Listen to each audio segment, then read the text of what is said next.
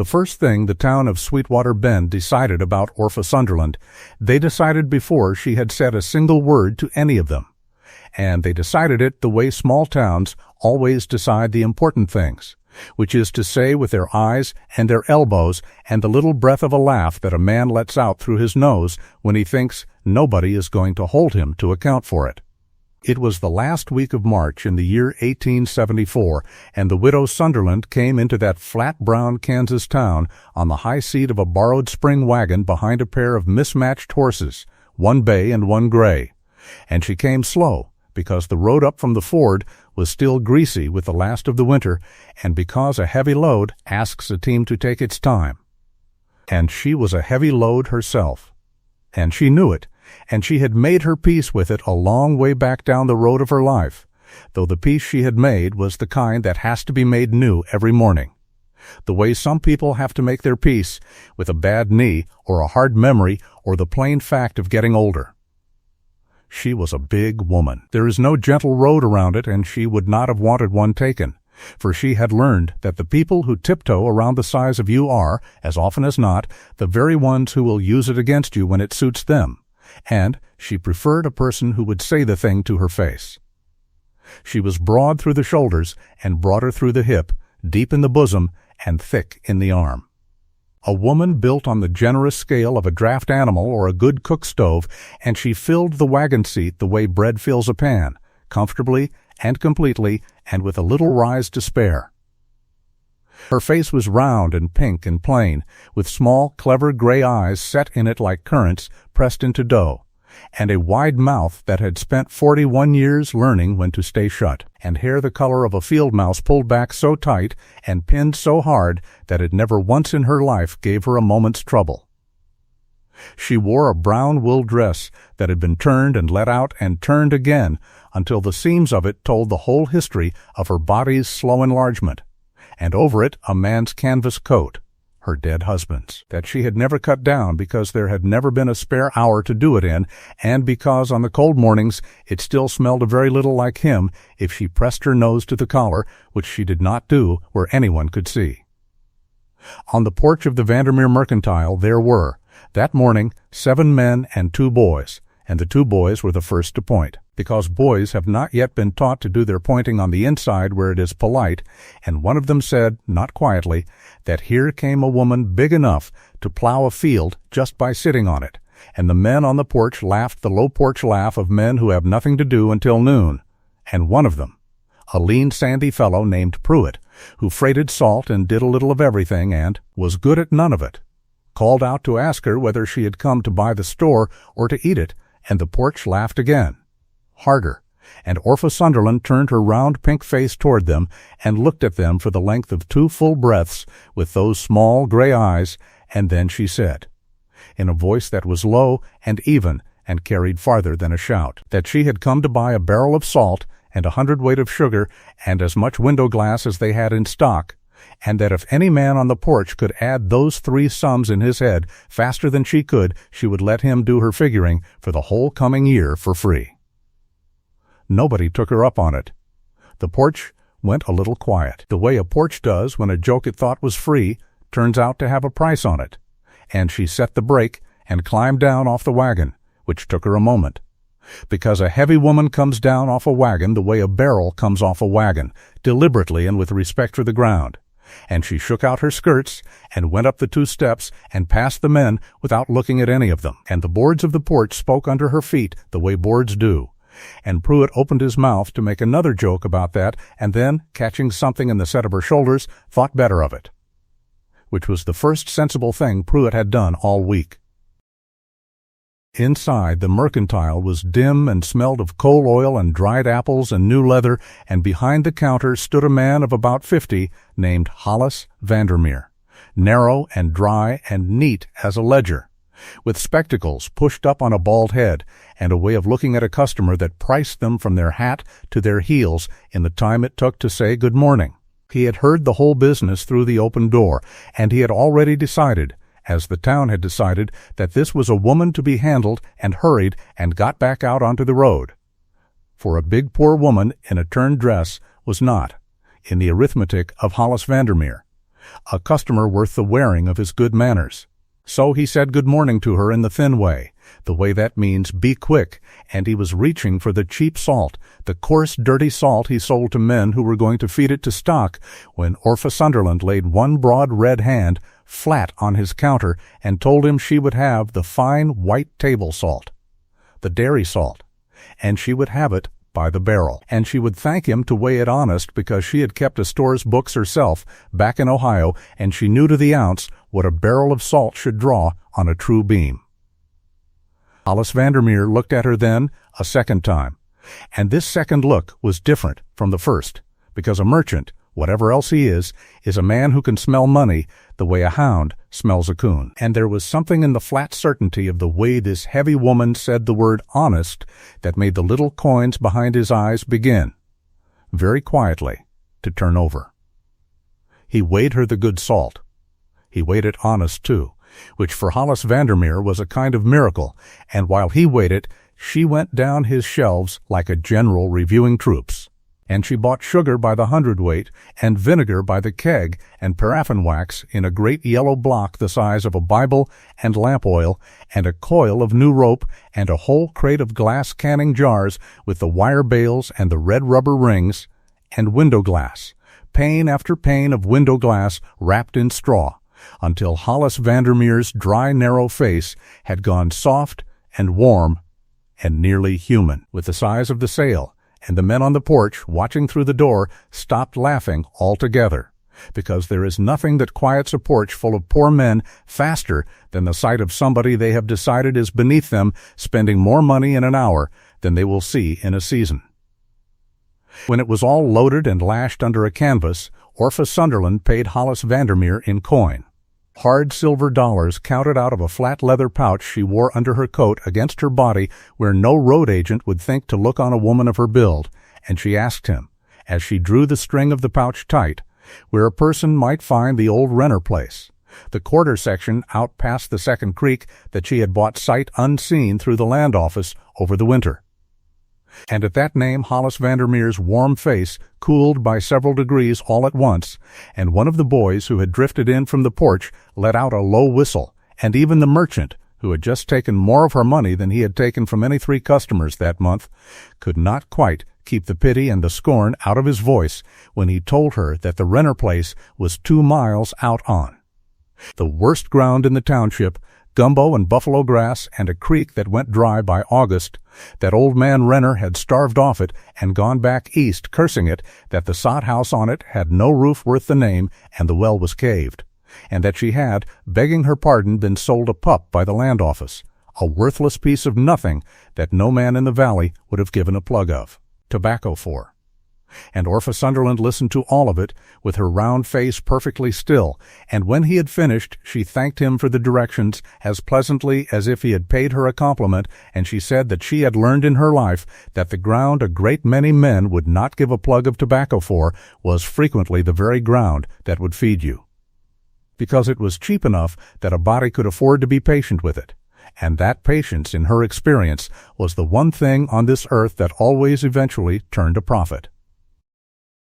Then she gathered her skirts and went back out through the porch, and the men parted to let her by without being asked, and she climbed her deliberate way back up onto the wagon seat and took up the lines and clucked to the mismatched team, and the bay and the gray leaned into their collars, and the loaded wagon groaned and rolled off down the rutted street toward the second creek and the worst ground in the township. And the town of Sweetwater Bend watched her go and then turned to one another to say all the things people say about a woman like that. The size of her, the nerve of her, the folly of a lone, heavy widow throwing good silver after old man Renner's bad ground, and not one soul among them, not the merchant, nor the freighter, nor the 2 pointing boys, had the least idea that they had just watched the arrival of the only person in the whole of the Solomon River country who was going to bring them alive through the worst year any of them would ever live to see. She had come from Ohio, from a river town where her people had run a bakery and a boarding house, and she had buried a husband there, a big, gentle, slow-spoken man named Tom Sunderland, who had loved her honestly and completely for the whole of the 11 years they had been given, and who had died not of anything dramatic, but of a chest cold that turned, the way chest colds did in those days, into a thing that filled him up and drowned him in his own bed over the course of one long February week, while she held his hand and could do nothing. They had had no children, though not for want of hoping, and when Tom was gone, the boarding house went to his brother by the way the law arranged such things in that state at that time.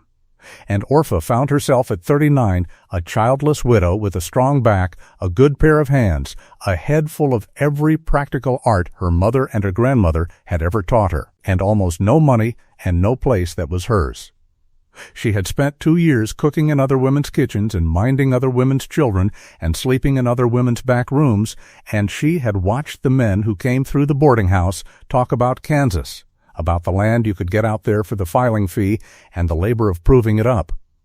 about how a person with nothing could go out onto that grass and by the strength of their own 2 arms make something that belonged to nobody but themselves, and something in that had caught in Orpha Sunderland like a seed catches in a crack of good soil, and she had begun, quietly, to save. She saved the way only a person who has been poor in a serious way can save, in copper and silver, in the coins she did not spend on the little comforts other women her age allowed themselves. And she read every pamphlet and every land office circular and every borrowed newspaper she could get her broad hands on, and she learned that there was cheap ground to be had in the Solomon Valley, proved-up claims that men had abandoned. And she found the old Renner quarter listed at a price so low it could only mean that everyone who knew the ground had given up on it, and Orpha Sunderland, who did not give up on things, bought it. She did not buy it blind out of foolishness, whatever Hollis Vandermeer thought. She bought it because she had done her figuring, and her figuring told her that a quarter section of gumbo and buffalo grass with a caved well and a bad roof, bought cheap, was a thing she could afford to fix slowly,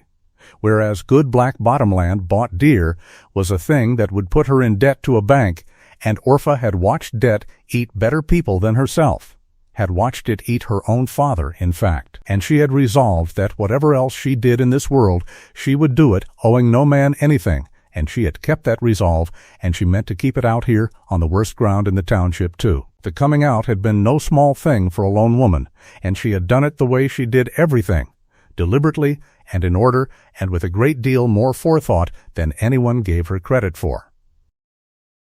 She had sold what little was hers to sell in Ohio,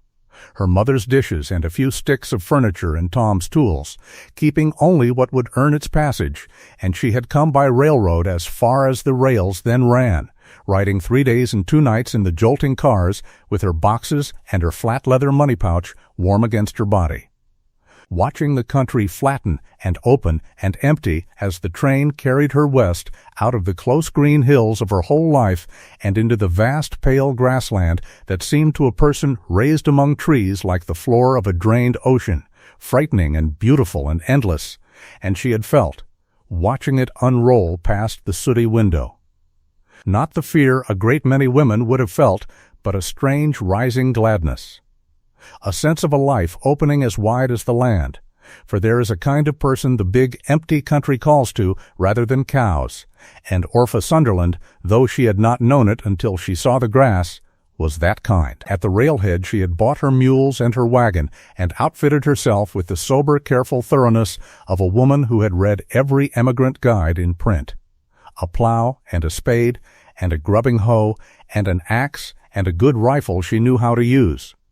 seed and tools and stores enough to keep her the first hard months, and she had driven the last 2 days out from the railroad alone across the open grass to the land office and then to her own quarter section, camping the one night on the way rolled in her quilts under the wagon with the great prairie stars wheeling overhead and the coyotes talking away off in the dark.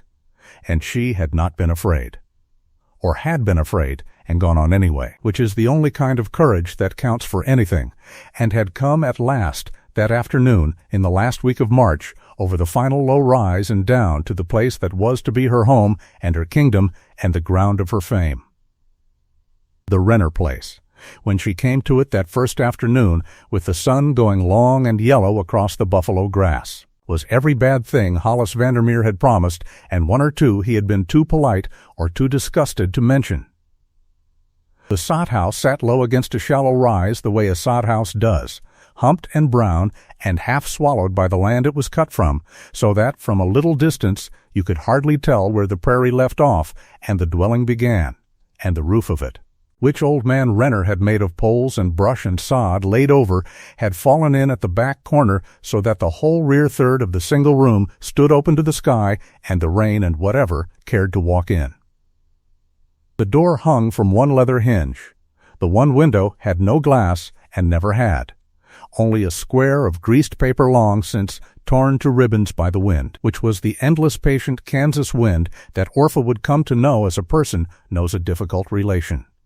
A wind that never entirely stopped in all the seasons she lived there, that leaned on the grass all day and moaned in the stovepipe all night and carried the smell of the country to her, dust and sage and the far-off green of the creek. The well, as promised, had caved, the curbing rotted and slumped in on itself, and when she dropped a pebble down it she heard water a long way down, which was the one piece of good news the place offered her that first day, for a well that has water in it can be dug out and recurbed,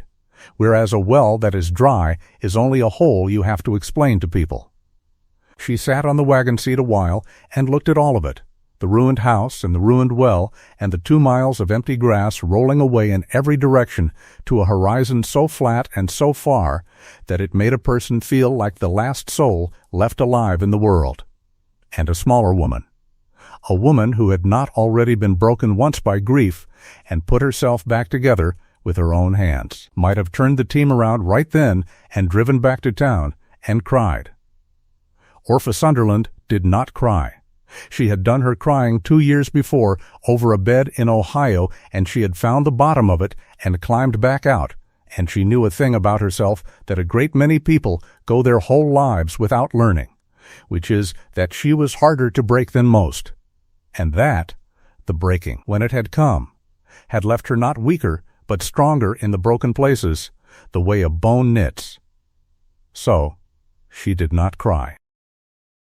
She got down off the wagon, deliberate and slow, and she walked the whole quarter section before the light went, pacing it off, learning it, reading the ground the way her grandmother had taught her to read it, and what she read pleased her more than it would have pleased any of the men on the mercantile porch, because Orpha Sunderland knew things about ground that they did not know, or had forgotten, or had never troubled to learn. She saw that the buffalo grass grew thick and blue-green and even, which meant the soil under it, gumbo though it was sweet and deep, and had never been asked to grow anything it did not want to. She saw the dark line of the second creek away to the north, where the cottonwoods and the wild plum grew, and she saw that the low ground near it, the ground old man Renner had cursed for going to slough in the spring, was the very ground that would hold its moisture latest into a dry summer, which meant it was the ground for a garden. She saw that the shallow rise the house sat against faced its long back to the north and the winter, which was exactly how you would want a house to sit if you had the wit to notice. And she saw, walking, 100 small volunteer signs of the country's secret richness that only a certain kind of eye can see, the lamb's quarter and the wild lettuce already greening in the sheltered spots, the sign of prairie chicken and of rabbit, the plum thicket that would bear in the fall, the grapevine along the creek, and by the time the light had gone violet, and the first hard star had come out over the sandhills, Orpha Sunderland had stopped seeing a ruined, worthless claim, and had begun to see a farm, her farm, the first thing in this world that had ever been wholly and only hers, and something in her broad chest that had been clenched tight for 2 years eased open just a little, the way a fist eases. And she said aloud to the empty grass and the mismatched horses and the coming night that they would do, that the place would do, that between the two of them, herself and this cheap despised ground, they would make a thing that would last. She slept that first night in the wagon under the canvas with the loaded stores, because the house was not fit, and in the morning she began to work. And the work she began that morning she did not stop, not truly, for the next 4 years, though this first year, this year of 1874, was the one that would make her name in the valley forever. She was a worker such as the country had not often seen, and part of it was her size. For a big, strong woman who is not ashamed to use her strength can do the labor of a man and a half and never think anything of it. And Orpha thought nothing of it. She picked up what needed picking up and carried what needed carrying and swung the grubbing hoe and the spade and the axe with a steady, tireless economy that came of never wasting a motion. But the greater part of it was not her strength at all. The greater part of it was her head. For Orpha Sunderland did everything in an order, everything in its right season and its right sequence, never doing in June what should have been done in April, never leaving a thing half finished to chase after another thing. And she had thought the whole year through in advance the way a general thinks a campaign, so that every day's labor built on the last days and toward the next, and the place came together under her broad hands with a speed that would have astonished anyone who troubled to come out and look, which for a long while nobody did. First the roof, because a person must be dry. She cut fresh sod from the buffalo grass with a spade, long ribbons of it heavy with roots. And she laid a new roof over new poles she cut and hauled from the creek timber. And she laid it thick and laid it right with the grass side down and the earth side up, and a good pitch to shed the rain. And when it was done, the sod house was dry and snug and cool. Cooler in the summer heat than any frame house in Sweetwater Bend, and warm in the winter cold, for there is no better insulation on this earth than 2 feet of Kansas prairie. Then the window. The good bought glass set into a frame she made herself, so that light came into the one room, real light. And Orpha, who loved light, stood in it a while the first morning it was done, and was as happy as she had been since Ohio. Then the well, the hardest labor of all, for she had to go down into it and dig out the caved earth basket by basket and haul it up herself on the new rope over a windlass she built, down in the cold and the dark and the seeping wet, with the walls of it close around her great body so that she could barely turn, and it was slow, and it was dangerous, and more than once the sides threatened to come in on her. But she went slow, and she shored as she went with green cottonwood, and in the end she came to the water, good, sweet, cold water, more of it than the place would ever need, and she recurbed the well with split cottonwood and capped it clean, and after that she had water at her own door and did not have to haul from the creek, which for a prairie homestead is the difference between a hard life and an impossible one. And she gathered stock about her, for Orpha understood that a farm is a living thing made of many living things, and that the more different creatures a place kept the safer it was, since what starved one might feed another, and so in May she walked into Sweetwater Bend and dickered as shrewd as any horse trader, and came home driving before her a red milk cow with a heifer calf at her side, bought cheap from a family giving up and going back east, and she carried home a coop of laying hens and set them to work. And she bought a pair of young shoats, half-grown pigs, and built them a good pen down by the creek, and fed them on the garden's leavings and the skim milk, and what they could root for themselves. And she planned, in the fullness of her thinking ahead, to butcher them in the cold of the fall, and fill her new smokehouse with hams and bacon and lard and head cheese and sausage to carry the winter. For pork put up right is the surest winter meat there is. She had milk then, and butter she churned, and cheese she pressed and cared for on a shelf in the cool cellar, and eggs, and the promise of meat, and her garden, and her wild gathering. And by midsummer the poor despised Renner place had become, though the town 2 miles off had no notion of it, one of the most completely self-provided homesteads in the county, a place that fed itself out of its own ground, and asked the wide world for nothing but salt and sugar, and the little that could not be grown. And Orpha moved through the long days of it in a deep contentment she had not known since Ohio, rising before light and working till dark at labor that was hard but that was hers, on ground that was hers, toward an end that was hers,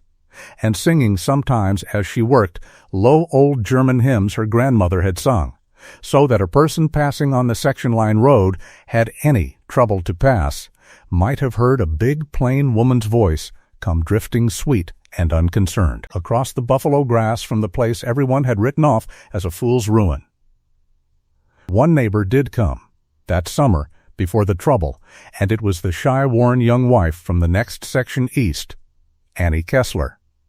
who came on a borrowed errand to ask about the loan of a garden tool and stayed, drawn in spite of a natural bashfulness, because Orpha made her welcome and gave her buttermilk and showed her the garden and the cellar and the crocks working, and Annie Kessler, who was herself of Providence stock and had married into a household of gamblers, went home that day with her eyes opened and a slip of every herb Orpha grew and a headful of the old preserving arts, and began, quietly, in her own small way, to lay by, so that when the black year came the Kesslers were, of all the town families, the least unready, and it began with a borrowed hoe and an hour in the fat widow's garden on a summer afternoon, which is the way, more often than the loud world credits, that the important things begin.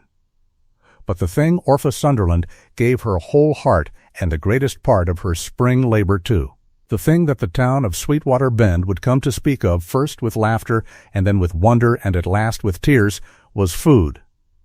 She was, and had been all her life, and would be to the day she died, a woman who understood food the way a great musician understands sound, not as a thing you merely made and ate to stay alive, but as a whole world, a discipline, an art, and above all a form of foresight, a way of reaching your hand out into the hungry future and setting bread in it before the hunger came. This was the knowledge her mother and her grandmother had poured into her from the time she could stand on a stool at the table, the knowledge of the German and the Dutch farm women her people came from,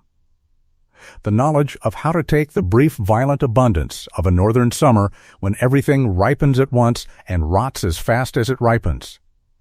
and how to catch that abundance and hold it, to dry it and smoke it and salt it and pickle it and seal it under wax and bury it in sand, so that the table in January groaned with the wealth of July.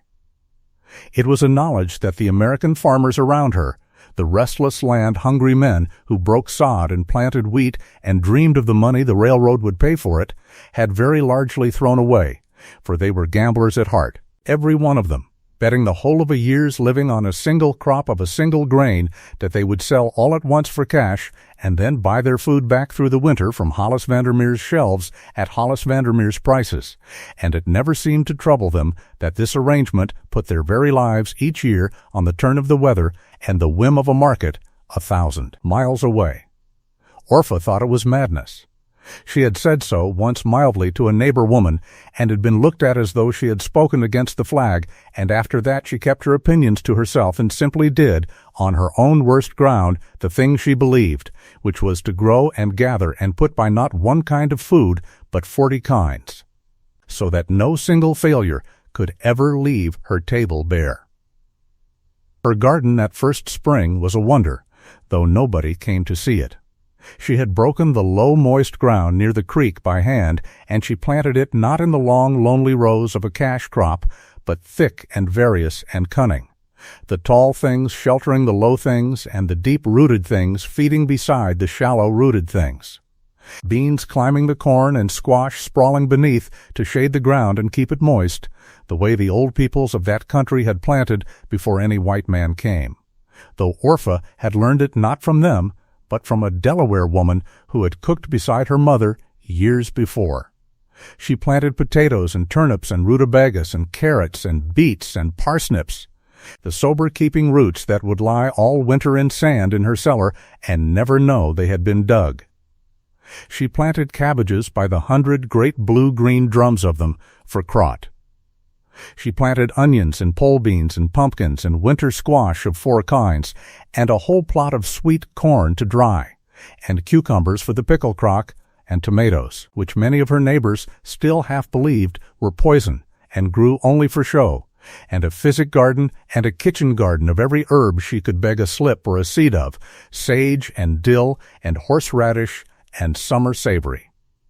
And below the garden, in the cool north-facing cut of the rise beside the house, she dug and built the thing that was to save the valley, though she built it only to serve herself and her own long habit of caution. She dug a root cellar. She dug it deep and square into the cold clay of the rise, and she walled it with cut sod and roofed it over with poles and a thick blanket of earth, And she built a stout plank door for it and hung it true. And she built shelves down both long sides from creek cottonwood, tier on tier of them, and a great sand bin along the back for the roots. And she whitewashed the whole cool, dark inside of it with lime until it was clean and sweet as a dairy. And when it was finished, she stood in the doorway of it and looked at all those empty waiting shelves the way another woman might look at an empty cradle, with a kind of fierce, tender promise. And she said to herself that she would fill them, every one, before the first frost, and that whatever the year did, whatever the weather and the market and the mocking town did, she and the people she cared for would eat. It was because of the cellar and the garden and the smokehouse she built after, a little tight cabin of green logs where she meant to cure her own pork and smoke her own fish from the creek and her own prairie chicken, that the town of Sweetwater Bend, when it began at last to take notice of the heavy widow on the Renner place, fastened on the one thing about her that fit most neatly with the joke they had already made, and made it crueler. For a big woman who builds herself a great cellar and fills it, who grows and gathers and puts by food in a quantity that seemed to the improvident townsfolk simply enormous, offered them a target too easy to resist. And the talk in Sweetwater Bend that first summer, when they spoke of her at all, was that the fat widow Sunderland out on the old Renner ground was digging herself in to eat. That she was hoarding food the way a squirrel hoards, that no wonder she was the size of a hay wagon with a cellar like that under her, that she thought of nothing morning to night but her own belly, and Pruitt the freighter, who had never forgiven her the salt and sugar rebuke of that first morning, was the loudest of them, and made a standing joke of it in the mercantile that the widow Sunderland was fixing to eat the whole county, garden, hogs, and creek, and would get to the town of Sweetwater Bend itself by about Christmas. They laughed. Orpha, 2 miles out on her worst ground, with her broad back bent over her cabbages in the long June light, did not hear them, and would not have cared if she had. For she had a cellar to fill and a promise to keep, and she had learned a great while ago that the opinion a hungry, improvident man holds of a full-handed, provident woman is not information about the woman. It was in the last week of June that Orpha Sunderland first met the man who was to change the shape of her heart, though neither of them knew it at the time, and both of them, being past their first youth and long acquainted with disappointment, would have laughed at the notion. She was coming back from the creek in the cool of the early morning with 2 heavy pails of water yoked across her broad shoulders, for she carried water still to the far end of the garden that the well would not reach, when she heard, away off on the road that ran along the section line, a sound that did not belong to the prairie morning, a high, thin sound that rose and fell, and she set down her pails and shaded her eyes and looked, and she saw a freight wagon stopped crooked in the road, with one wheel down in the wash, out where the spring runoff had cut the roadbed, and a man standing beside it with his hat in his hand, looking at the wheel the way a man looks at a trouble he has no notion how to mend. And the high, thin sound was a child crying, and there was another, smaller child sitting in the road in the dust. Orpha Sunderland did not stop to think about whether it was her business, for she had never in her life been able to hear a child cry and call it none of her business, and she went, moving across the grass with the long, tireless stride of a big woman in a hurry, which is a surprising thing to see and covers ground faster than you would credit. The man looked up as she came, and she saw that he was a spare, weathered, sandy-brown man of perhaps 45, not tall, with a quiet, beaten look to him, and kind, tired eyes, and a week's gray stubble, and that he wore the patched and faded clothes of a man who worked hard for very little, and that he was, she saw at once, with the quick eye of a woman who had cooked for boarding-houses, hungry, thin under his clothes, with the particular thinness of a man who was giving the most of what little there was to the children, and keeping too little for himself. The crying child was a girl of about 6, and the smaller one in the road was a boy not yet 3, who had sat down because he was tired and hot and had given up, and the man was trying to tend the children and study the broken wheel and hold his team all at once and failing at all 3, and when the great shape of Orpha Sunderland came up out of the morning, he straightened and got a wary, braced look, the look of a poor proud man who expects that any notice from a stranger is likely to be unkind. But Orpha paid him no mind at first at all. She went straight past him to the little girl and knelt down in the road, which for a woman of her size is no small undertaking, and she gathered the crying child against her broad, soft bosom, and made the low, wordless, comfortable sound that women of her kind have made to frightened children since the beginning of the world, and the child, who had never in her short motherless life been gathered against anything so warm and so soft and so entirely reassuring, stopped crying almost at once out of pure astonishment, and put her thumb in her mouth, and stared up at the round pink face above her, and then, because children know sooner and surer than grown people who is safe, laid her head against Orpha and closed her eyes. And the man watching this had to turn his face away for a moment and look very hard at the broken wheel, because it had been a long time, a year and more, since he had seen anyone comfort his daughter, and the sight of it done so easily and so well took him somewhere he could not afford to go standing in a public road.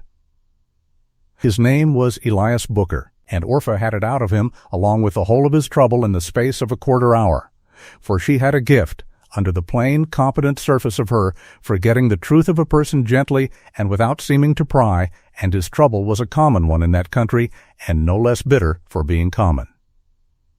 He had come out to Kansas 3 years before with a wife and a hope, and had filed on a claim over west of Sweetwater Bend, and had broken his sod and planted his wheat and put up his little house, and for 2 years the country had used him hard, hail 1 year and chinch bugs the next, and then in the winter just past his wife, Rebecca, had taken a fever after the birth of the boy and had not risen from it, and had died, and left him with the 2 little children and a mortgage he had signed in a hopeful season to buy his team and his plow and his wire. A mortgage held by a man in town, and Elias Booker had lost his heart for the claim after Rebecca, and had let the wheat go, and had taken to freighting with his team to earn the mortgage money, hauling for the merchants between the railroad and the settlements up the valley, and dragging the 2 babies with him because there was no one to leave them with and no money to pay if there had been. He was, in short, a good and gentle and thoroughly beaten man, drowning by inches under a load no one soul could carry, too proud to beg and too honest to run out on his debt. And Orpha Sunderland, kneeling in the road with his sleeping daughter in her arms and his exhausted son now leaning against her broad hip, looked at all of it and made, in about the time it takes to draw 3 breaths, one of those quiet, enormous decisions that alter the whole course of a life, though she said nothing of it then. What she said then was only that his wheel was cracked in the fellow and would carry him as far as her house and no farther, and that he had best come and mend it properly in her yard, where there was shade and water, and where the children could rest out of the sun, and Elias Booker, who had learned in his hard years to be suspicious of kindness, because kindness so often came with a hook in it, looked at her a long moment and found in her plain round face nothing but the thing she said, and something in him that had been holding on too hard for too long let go a little, and he said, "Lo," that he would be obliged. So she led them the half-mile to her place, walking beside the limping wagon with the boy riding on the load and the girl now awake and holding fast to 2 of Orpha's fingers. And when they came over the little rise, and Elias Booker saw the Renner place as Orpha had made it, the snug new roofed house and the glassed window shining, and the great green miracle of the garden, and the whitewashed cellar and the water at the door, he stopped and stared, because he had heard the town's jokes about the fat widow on the worst ground, and had half believed them. And here instead was the best ordered homestead he had set eyes on in 3 years in Kansas, made on ground everyone had thrown away by one lone woman in a single spring. She fed them. Of course she fed them, for feeding people who were hungry was as natural to Orpha Sunderland as breathing, and gave her a pleasure so deep and so simple that she never thought to examine it, and she sat Elias Booker and his 2 children down at the plank table in her cool, dim house, and she set before them a meal the like of which those children had not seen since their mother died, and their father had likely not seen in longer, a great skillet of eggs from the hens she kept, and thick-sliced fried potatoes and new peas from the garden, creamed with milk from the cow she had bought in May, and light bread she had baked that morning with fresh butter and wild plum preserves, and buttermilk cold from the well to drink, and she did not sit and watch them eat, which would have shamed the proud father, but busied herself about the room and talked of small, easy things so that they could fall on the food without being looked at. And the little girl, whose name was Sarah, ate until her eyes grew heavy, and the baby, whose name was Thomas, which caught at Orpha's heart for it, had been her own Tom's name, ate mashed potato from her own finger and fell asleep in her lap, and Elias Booker ate slowly and carefully with the terrible restraint of a starving man who is ashamed of his own hunger, and Orpha saw it all, and understood it all, and gave no sign, and only, when the meal was done and he had gone out to mend his wheel, quietly wrapped up the whole half of a ham and a sack of potatoes and a crock of the plum preserves and 2 loaves and a round of cheese, and set them in the bottom of his wagon under the seat, where he would not find them until he was miles down the road and too far to bring them back out, of pride. That was the beginning. Elias Booker mended his wheel in her yard in the shade with her tools, for she had good tools and knew how to use them, and lent him both the tools and, without ever seeming to instruct him, a little of her competence. And while he worked, the children slept in the cool house, and Orpha went back to her endless summer labor. And something in the ordinary companionable silence of that afternoon, 2 grown people working near one another at useful things while children slept, was so sweet and so long missed by both of them that neither could quite look at the other when at last the wheel was mended and it was time for him to go. He came back. That was the thing that told the tale, though it took them both the rest of the summer to admit what it meant. His freighting brought him up and down that valley road every week or 2. And where before he had driven it as a stretch of misery to be got through, now he found that his team, of their own accord it almost seemed, slowed and turned in at the Renner place, and he would stop, just to water the horses, he would say, just to let the children stretch, and Orpha would come out, wiping her broad red hands on her apron, and there would be food. Always food. A cold dinner packed for the road, a fresh loaf, a jar of something for the children, and there would be an hour of her plain good company. And little Sarah took to running to her the moment the wagon stopped and burying her face in Orpha's apron, and the baby Thomas learned to say a version of her name, which came out as Orpha,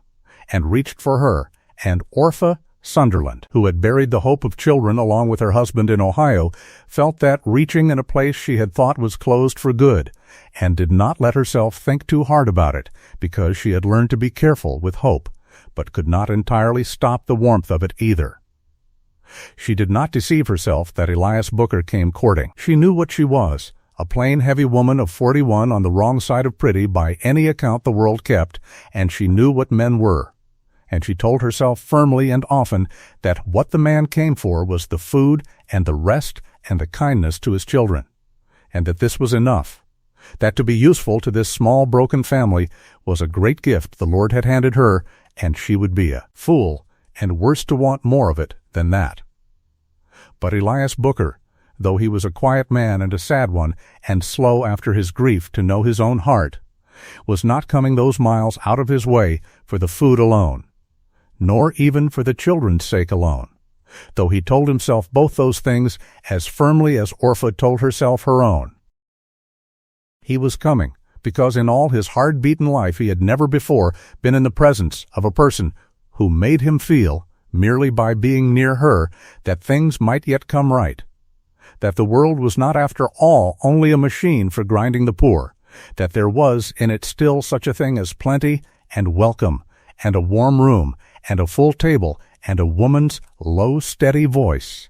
saying, "Sit down. You're tired. Eat." He was coming, though it would be autumn before he had the courage to know it, because he was falling in love. The deep, late, quiet love of a middle-aged man who has stopped expecting anything, with the largest, plainest, kindest, and by a long way the most capable woman he had ever known.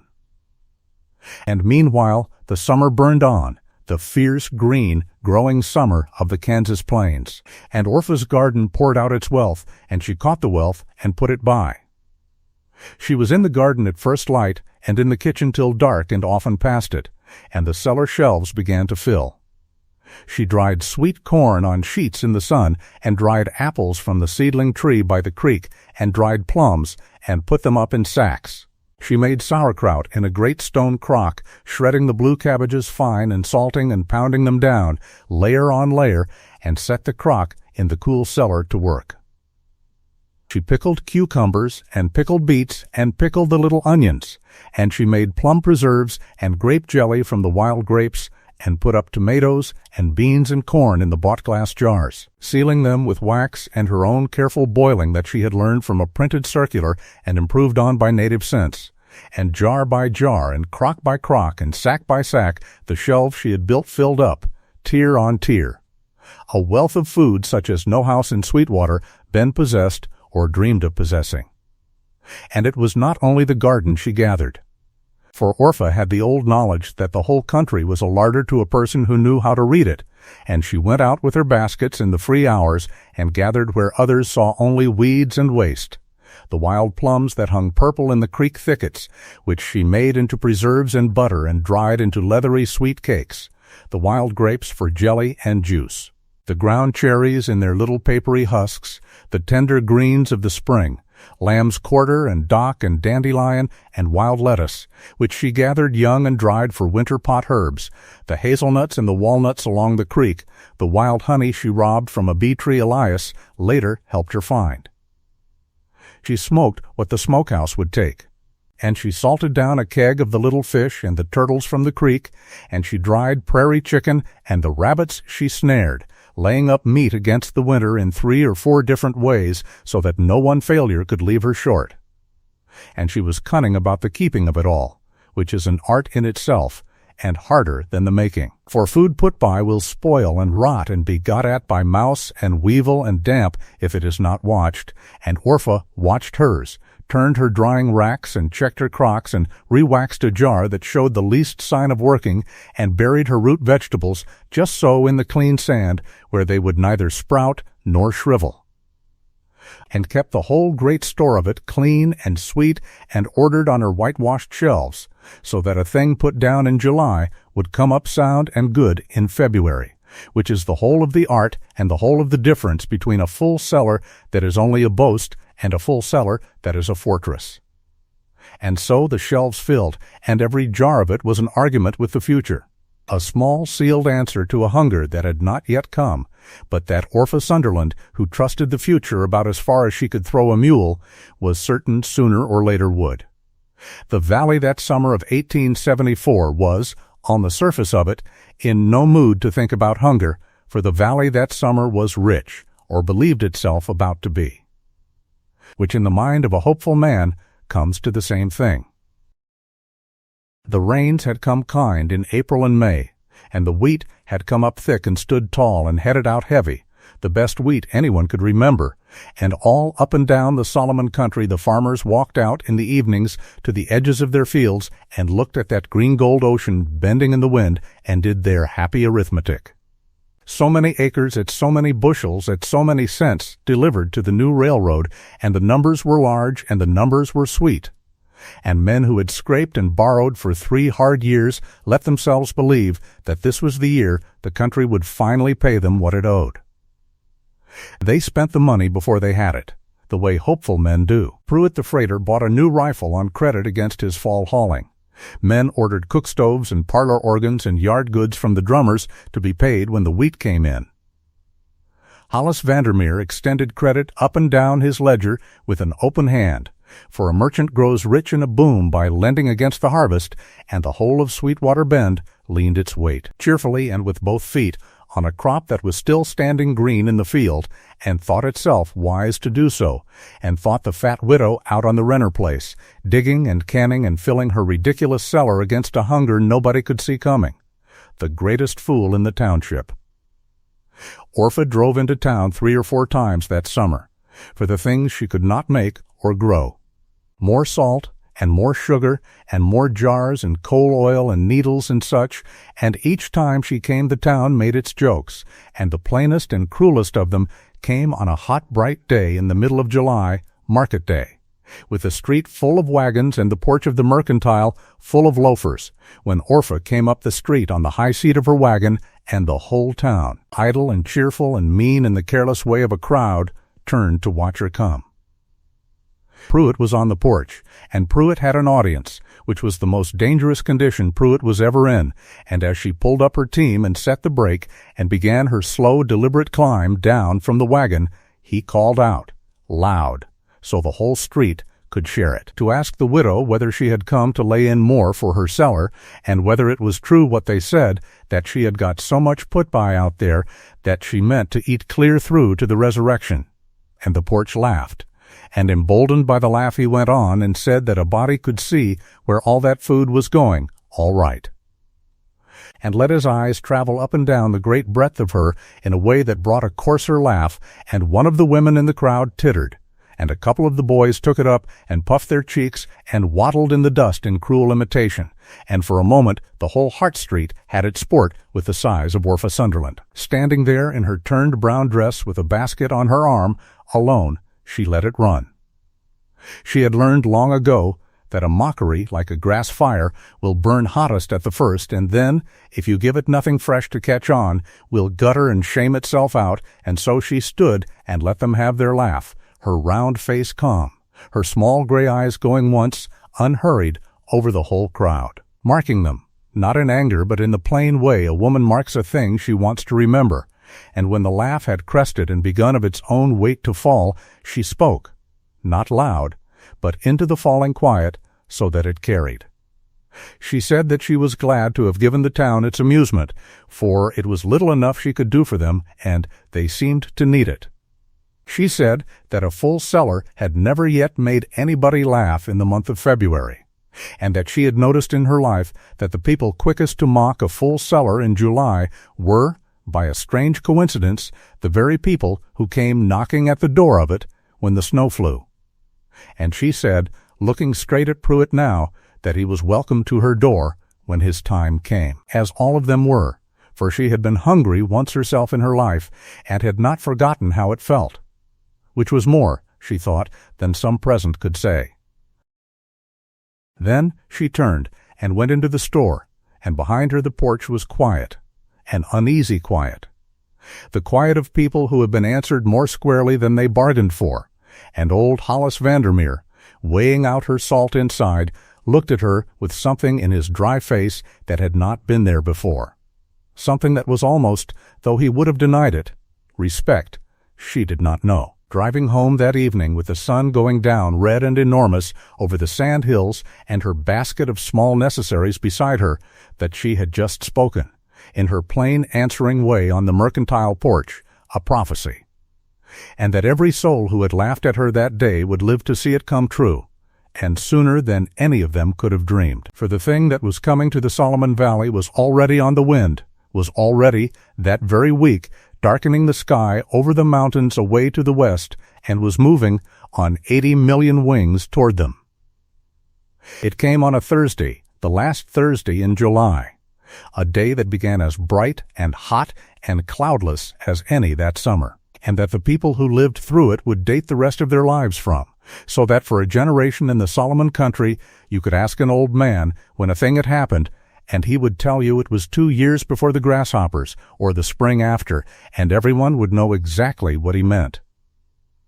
Orpha was in her garden in the middle of the morning, hoeing, when she noticed the light change. It did not cloud over in the ordinary way. Rather, a strange dimming came into the day, a thinning of the sun, as though a great deal of fine smoke had drifted across it, and the light took on a queer coppery cast, and she straightened up and leaned on her hoe and looked to the west and northwest, where the strangeness seemed to come from. And she saw along the whole of that horizon a shimmer, a glittering silver haze that climbed slowly up the sky, and for a moment she took it for the shimmer of heat or for a dust storm rolling. But it did not move like dust, and it did not move like weather. It came on steady and even and glinting, and a sound came before it, faint, at first, a dry, whirring rustle that grew and grew until it filled the whole of the air, a sound like a great rushing wind, or like a hard rain coming across a field of dry corn, or like nothing on this earth she had ever heard, and then the first of them struck. One insect, then a dozen, then 100, pattering down out of the copper light onto the garden and the roof and the crown of her sunbonnet and the backs of her broad hands, grasshoppers. But grasshoppers such as no Eastern person had ever seen, big as a man's thumb, rusty brown and glassy winged, and behind that first scattering came the host. It came down like a curtain drawn across the sun, like a snowstorm made of hunger, so thick in the air that the day went to a brown twilight and she could not see the creek timber a quarter-mile off. And they fell and did not stop falling, piling on the ground inches deep and then deeper, crawling and seething and clicking, a living crawling carpet flung down over the whole of the country as far in every direction as the eye could no longer see, and the sound of them was a horror all its own, the massed, dry, ceaseless working of a billion small jaws, the whir of wings, a sound that got into a person's skull and stayed there, and the smell of them rose up rank and sour, and they were on her, in her hair, down her collar, clinging to her skirts, crunching underfoot at every step so that she could not set her foot down anywhere on her own ground without killing a score of them and 100 more taking their place. Orpha Sunderland stood one moment in the midst of it, in the brown, roaring twilight of it, with the insects raining down on her and the whole green miracle of her summer's labor already, in the first minutes, beginning to disappear before her eyes, and even her steady heart quailed. For it was a thing to break the nerve of anyone. It was like standing in the middle of a plague out of the book of Exodus. It was the end of the world come down out of a clear July sky. And then her steadiness came back to her, as it always did, harder than before, and she did not stand and gape, and she did not weep. She moved. Because Orpha Sunderland's whole life had taught her that when the disaster comes, the only question worth asking is what can still be saved, and she began, alone in the falling host, to save what she could. She could not save the garden. She knew that within the first 5 minutes, knew it with a farmer's cold, clear eye, for they were on the garden in their millions, and the tender things were already gone, the beans stripped to stalks, the corn leaves vanishing, the cabbages seething under a crawling coat, and no power on earth that one woman possessed could have turned that tide. But she could save the things that mattered most, and she did. She ran, her heavy body moving faster than it had moved in years, and she got the cow and the mule team and the horses into the sod barn and shut them close, for the beasts were half mad with the crawling torment, and she stuffed the cracks with rags. She ran to the house and the cellar. The cellar door she flung open, and she caught up every rag and quilt and sack she owned, and she jammed them along the bottom of the door and around every crack, and she got her jars and crocks, all that summer's wealth, sealed and safe in the cold dark below the reach of the insects, and she blessed with her whole heart the deep clay walls and the earthen roof that no grasshopper could gnaw through. She saved the well by capping it tight, for the creatures fouled every open water in the country, drowning in the horse troughs and the creek until the water was thick and stinking with them. She wrapped her few young fruit whips at the house corner in sacking, a small thing, but she could not bear to leave them naked. And then, when she had saved what could be saved, and the rest was lost, she went into her house and barred the door and stuffed the cracks and sat down at her plank table in the brown gloom with the insects still pattering on the roof and the sod walls muffling the dreadful sound of it. And she folded her broad red hands on the table, and she did not weep for the garden, though it had been 3 months of the hardest and lovingest labor of her life, and it was gone in an afternoon. She sat quiet, and she thought, cold and clear and steady, about what this meant. Not for her, for she knew already that she was provided for, but for the valley, for the town that had laughed at her, for the hopeful men who had spent a fat wheat crop before they cut it and had signed their names to mortgages against it, and for one gentle beaten freighter and his 2 motherless children somewhere out on that stricken road. And the more she thought, the graver her round face grew, for Orpha Sunderland understood. Sitting there in the dark, while the plague ate the country. A thing that not one of the hopeful men had yet let himself understand, which was that the wheat was gone. All of it. The whole valley's wheat. The crop they had borrowed against and built their winter on was at that moment being ground to nothing between 80 million pairs of jaws, and that when this brown host at last rose and moved on, it would leave behind it a whole country of people with empty fields and empty cribs and empty smokehouses and mortgages falling due, and a Kansas winter, 5 months of it, coming on, and nothing.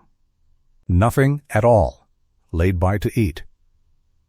The grasshoppers stayed a day and a night and the better part of another day, and then, on the second afternoon, when there was nothing green left in the whole country for them to eat, they rose.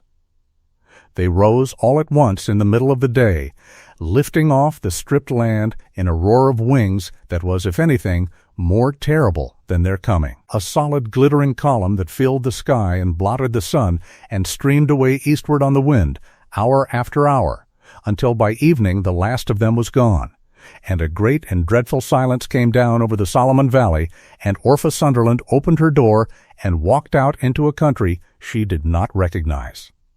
It was as if a fire had passed over the land, except that a fire leaves black, and this left brown, a scorched, dead, ruined brown from horizon to horizon.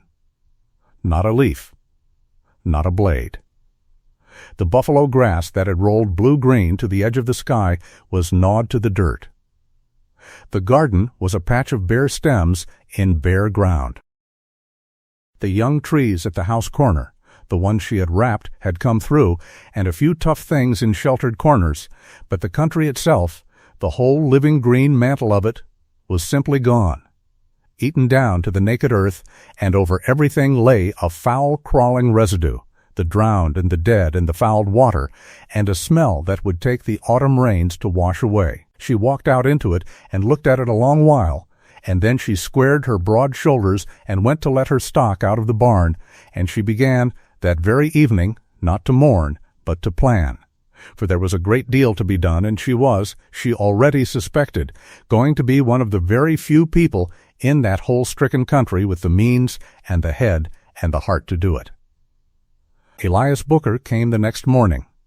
She heard the wagon before she saw it, and came out to find him pulling into her yard with the 2 children white-faced beside him, and she saw at one glance the whole of his ruin in his face.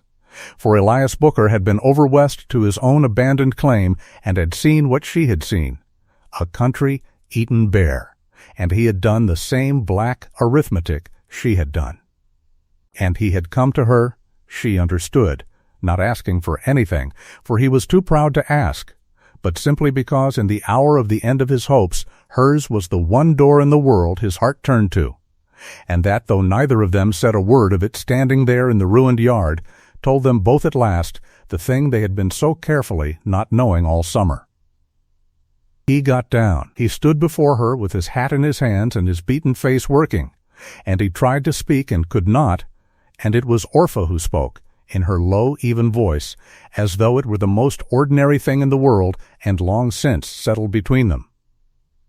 She said that he and the children had best stop with her a while, for the road was no place for babies with the country in the state it was, and that she had room and to spare, and food and to spare, and that she would be glad, she said, and here her own voice was not quite so even, she would be glad of the company through what was coming, for it was going to be a hard winter and a lonesome one, and a person got tired, she said, of being brave all by herself. And Elias Booker, who had held himself together through the death of his wife and the loss of 2 crops and the failure of every hope he had carried out onto that prairie, came apart at last at those plain words, standing in the ruined yard with his hat in his hands, not in any loud way, but the tears ran down into his gray stubble, and he could not stop them. And he did not try. And little Sarah ran and buried herself in Orpha's apron, and the baby reached, and Orpha Sunderland gathered the whole broken family of them against her great warm body there in the wreck of the world, and held them. And over the boy's head her small gray eyes were wet at last, not for the garden and not for the grass, but for this, for being needed, wholly, and at last, by the people she had come to love. So they stayed, and it was never afterward discussed whether they would leave. And the sod house on the worst ground in the township, which had stood empty and roofless a few months before, became that autumn the fullest and the warmest, and by a long way the best provisioned home in the Solomon Valley. And the laughter of 2 children came back into a place that had known only the wind. And beyond the borders of that one saved homestead, the valley went down into the beginning of its long ordeal. Word of the disaster spread as fast as horses could carry it, and it was the same everywhere. The whole of western Kansas and half of Nebraska and parts of 4 other states eaten bare in those few days of the last week of July, a calamity so vast that it made the newspapers in the East and would be talked of for 50 years. The grasshopper year, the year the Rocky Mountain locust came down out of the high country in a swarm that men who measured such things reckoned at hundreds of miles long and hundreds wide, uncountable billions of insects, the largest gathering of living creatures that any human being has ever seen before or since. But the people of Sweetwater Bend did not need the newspapers to tell them the size of it. They had only to walk out their own doors and look at their own bare fields and reckon up their own empty winters. The wheat was gone, every head of it, the wheat they had borrowed against. The gardens were gone. The hay was gone, so that a man did not even have feed to carry his stock through, and all up and down the valley that autumn men were selling their milk cows and their work teams for whatever a buyer down at the railroad would give, which was next to nothing, because everyone was selling at once, or else were watching them starve. The mortgages did not go away. That was the cruelest turn of it, and Orpha had foreseen it, that the notes the hopeful men had signed against the fat crop came due just the same. And the men who held those notes, the loan men and some of the merchants, Hollis Vandermeer among them, had their own creditors back east, and could not or would not forgive them. And so on top of the hunger came the fear of the loss of the very land, and a black despair settled over the Solomon country as the first cold nights came on, and some families simply loaded what they had left into their wagons and turned their backs on Kansas and started the long beaten road east, going back to whatever people they had come from, defeated, and those who stayed. Who had nowhere to go, or were too stubborn to go, looked at the coming winter with the flat terror of people who did not know how they would feed their children, and did not know where help would come from, and had begun, some of them, in the dark reaches of the night, to understand that it might not come at all. There was a meeting in Sweetwater Bend in the first week of October, called in the schoolhouse by the men of the town who felt that something must be done and did not know what, and near the whole district crowded into it, grim and frightened, and it was a poor, helpless sort of meeting, for the men stood up one after another and said the obvious, desperate things, that the crop was gone and the winter coming, and the notes due and no money anywhere. And each speech only deepened the fear in the room, and there was angry talk, and there was hopeless talk, and there was a proposal that they all send east to beg, which stung the proud men badly, and another that they petition the loan holders for mercy, which everyone knew was wind. And the meeting churned round and got nowhere, as frightened meetings do. Orpha was there, at the back, a great still shape in the lamplight, for Elias had driven her in. And she said nothing for a long while, only listened, taking the measure of the thing, and it was only when the meeting had talked itself into a kind of exhausted despair that a couple of the women who knew her, Annie Kessler among them, pressed her to speak, and she rose, slow, filling the aisle, and the room quieted and turned, some of it curious and a little of it still ready to sneer, and Orpha Booker spoke to them plain and short. She did not give a speech. She said that begging and petitioning were all very well, and they should do both, but that neither would put supper on a table before Christmas, and that what a body did in a hard winter was not talk but count, and that she reckoned the first thing wanted was to know exactly how they stood, every family in the district, what each had and what each lacked, set down honest in a book, for you could not share out what you had not first added up, and that the second thing wanted was to find and pool and stretch every scrap of food and feed and fuel already in the country before they spent a breath begging strangers for more, and that the third thing was to see that when help did come, and she believed it would come. From the state and from the east, it was got to the ones who needed it worst, and not grabbed by the ones who shouted loudest. And she sat down. And it was so plain and so practical and so unlike everything else that had been said that evening that the room sat quiet a moment, and then a kind of relief moved through it. The relief of frightened people who have just heard, at last, one calm, competent voice say a thing that could actually be done. And old Hollis Vandermeer, who was chairing the meeting, looked down the room at the heavy woman he had once refused to weigh good salt for, and said, slowly, "That misses." Booker was talking sense, more sense than the rest of them put together, and that he for one moved she be asked to take charge of the counting she spoke of, and it was carried. And that was the first office Orpha Booker was ever given in that valley, keeper of the account of everyone's want, and it was the small seed of everything that came after. And she walked out of that schoolhouse into the cold October dark, the acknowledged head, though no one had quite meant to make her so, of the whole valley's fight to live.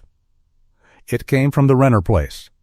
It came, that is, from the fat widow they had laughed at, though it began so quietly that at first only one family knew of it, and that family was sworn, in the gentle iron way Orpha had of arranging such things, to say nothing. The first were the Kesslers, who farmed the next section east,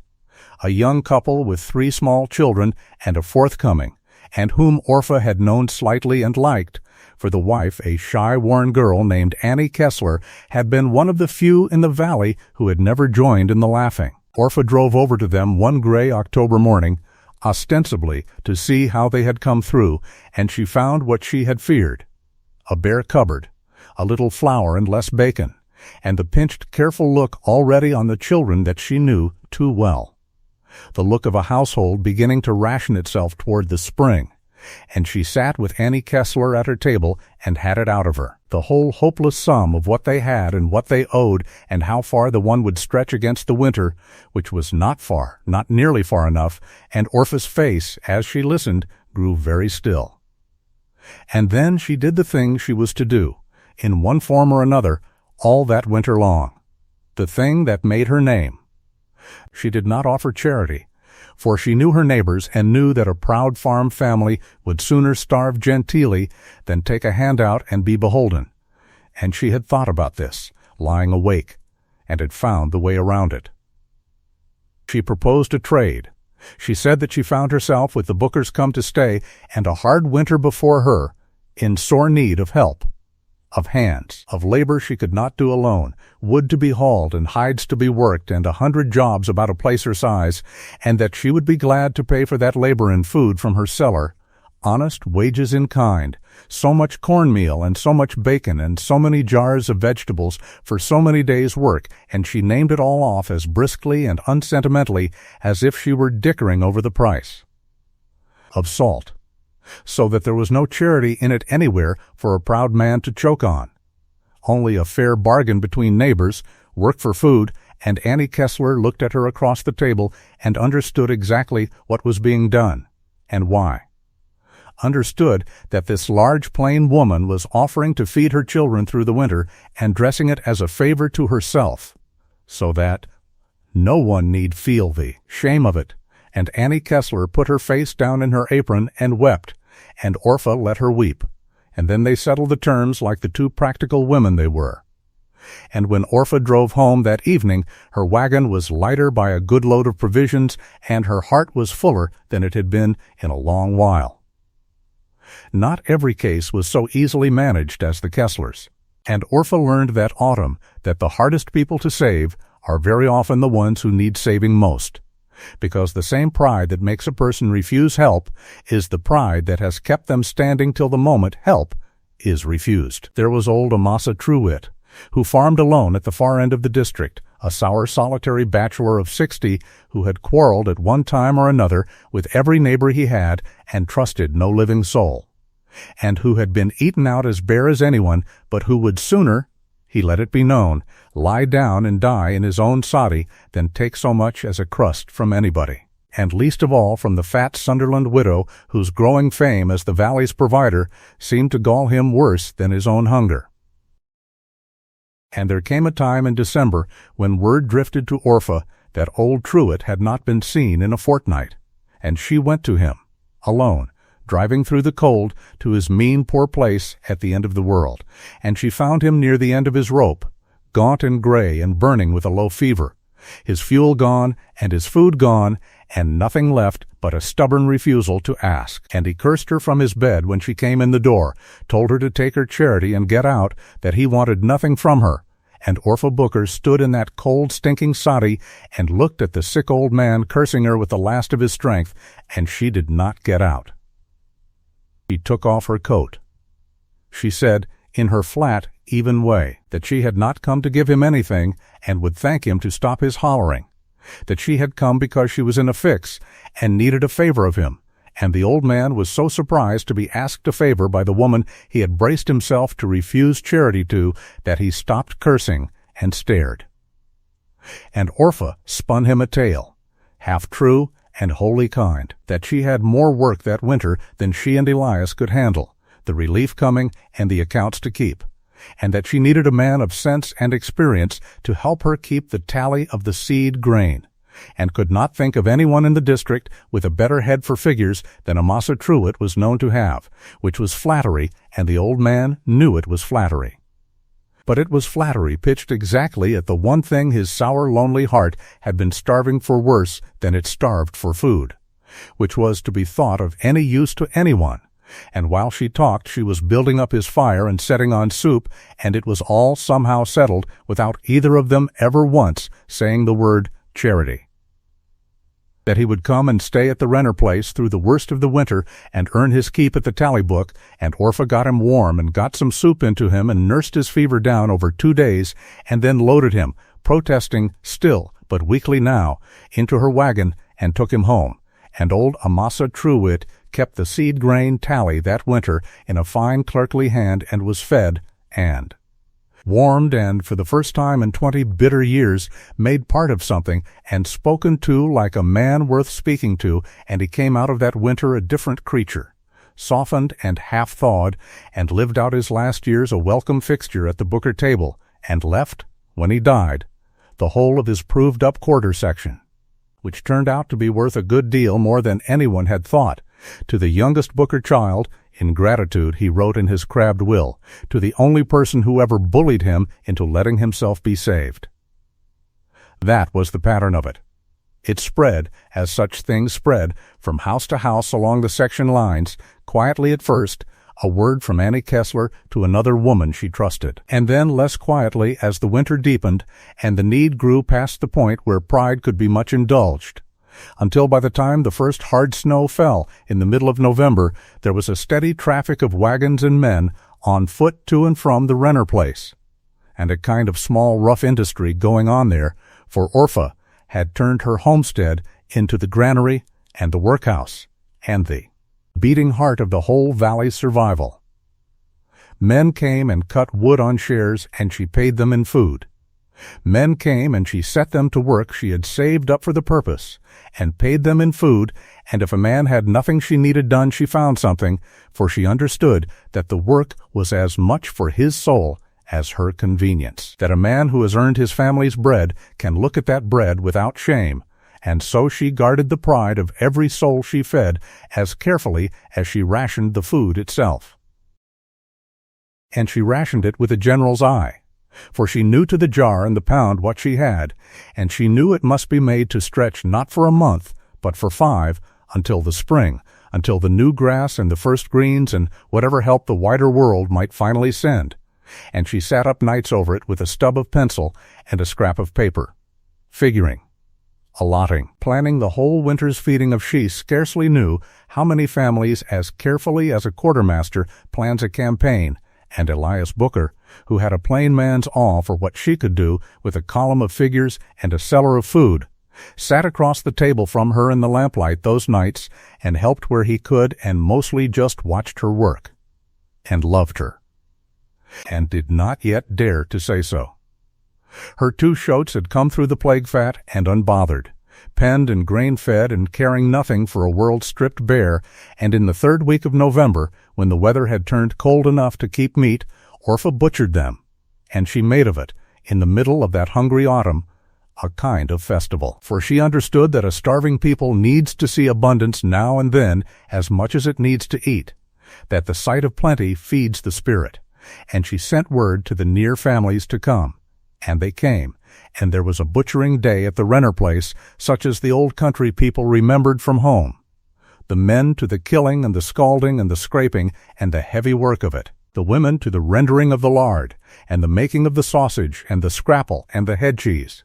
The children underfoot and thrilled, and a great fire going, and the smell of it drawing every hungry soul for a mile, and Orpha in the middle of all of it, sleeves rolled up over her great red arms, directing the whole business with the sure hand of a woman who had cut up 100 hogs.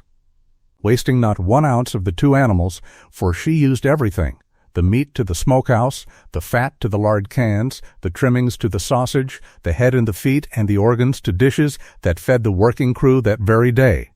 The very bristles saved and the bladders blown up for the children to play with, and at the end of that long, cold, bloody, laborious, wonderful day every family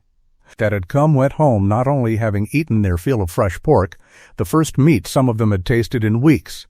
but carrying a share of it besides, a mess of sausage, a piece of side meat, a crock of lard, for Orpha shared out the increase of her pigs among them, as though it were the most natural thing in the world. And it was,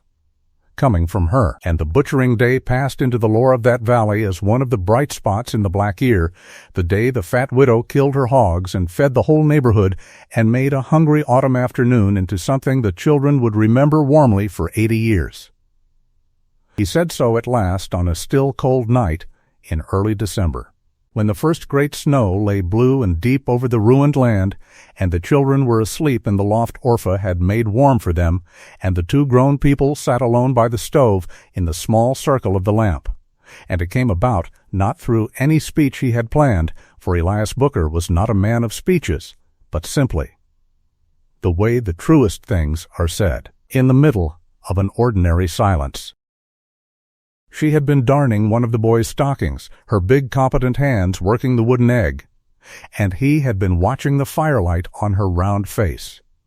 And she had looked up and caught him at it, and instead of looking away, he had held her eyes, and after a moment he said, lo, that he did not know what would have become of the 3 of them if she had not stopped on the road that day in June. And that he thought about it sometimes in the night, and it frightened him, and Orpha said gently that she did not care to think about it either, and there was a silence. And then Elias Booker set down the harness he was mending, and said the thing plainly, that he had come to love her, that he supposed she must know it, that he was a poor man with 2 children and a lost claim, and nothing on this earth to offer a woman, and that he had no business saying any of it to a woman who had taken them in out of pure goodness, and might well feel he was presuming on her charity, but that he could not go on sitting across her table night after night with it unsaid, and that if she would have him, poor as he was, he would spend the rest of his life being glad of it, and that if she would not, he would understand, and would never speak of it again. And Orpha Sunderland, who had told herself all summer and all autumn that she was a plain, heavy woman past the age of being wanted and had best be content with being useful, sat very still with the darning egg in her hands, and for a moment the old careful voice in her that had learned to be afraid of hope tried to speak. And then she looked at the tired, kind, honest face across the lamp, the face she had come to love more than she had let herself know, and she set down her work, and she said, in a voice that was not quite steady, that she was not a beautiful woman, and never had been and knew it, and that she had made her peace long ago with living out her days alone, and that if he was saying what she thought he was saying only out of gratitude, or out of a good man's notion of what he owed her, then he must not, for it would break her heart worse than never hearing it at all. And Elias Booker got up from his chair and crossed the little room, and took both her big red work worn hands in his 2 thin ones, and knelt down in front of her, this beaten middle-aged man, so that his eyes were level with hers, and he told her that gratitude had nothing to do with it,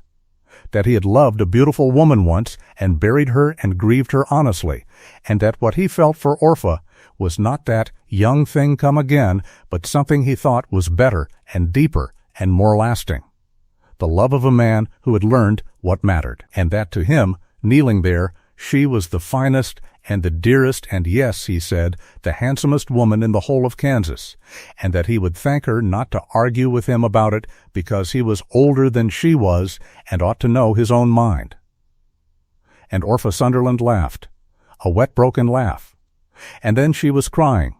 she who never cried. And Elias reached up and wiped the tears off her round cheeks with his rough thumbs as gently as he wiped his baby's, and she said yes. Of course she said yes, and the two of them, neither young, neither fair, both long acquainted with grief, held on to one another by the stove, in the deep, snowbound quiet, while the ruined winter world lay frozen all around, and were as happy, in that hour, as any two people have ever been. They were married 3 weeks later, 2 days after Christmas, by a circuit preacher who came through on the frozen road in the crowded, warm front room of the sod house on the worst ground in the township, with the Cellar family there and a few other neighbors who had grown close to Orpha through the hard autumn.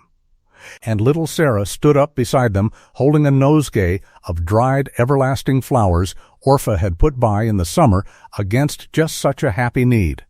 For she put by everything, and the baby Thomas called Orpha Mama for the first time that day, having puzzled it out in his small way that this was what she now was. And Orpha Sunderland, who was Orpha Booker now, held her new son on her hip through her own wedding and could not stop smiling. And Elias looked at his wife across the little room and thought that a man who had lost everything the earth could take from him had somehow, on the far side of it, been given back more than he had lost. It was a poor wedding by the world's reckoning, in a sod house in a ruined country in the middle of the worst winter anyone could remember, with a plain feast of the very stores that were keeping half the valley alive, and it was, everyone who was there agreed for years afterward, the happiest gathering they ever attended in their lives. But out beyond the warm circle of that saved homestead, the winter tightened its grip, and the town of Sweetwater Bend, which had laughed loudest in July, came in the deep of January to the very door it had mocked. It came at first in the person of the proud and the desperate, one wagon and one gaunt face at a time, and Orpha Booker met every one of them the same way she had met the Kesslers,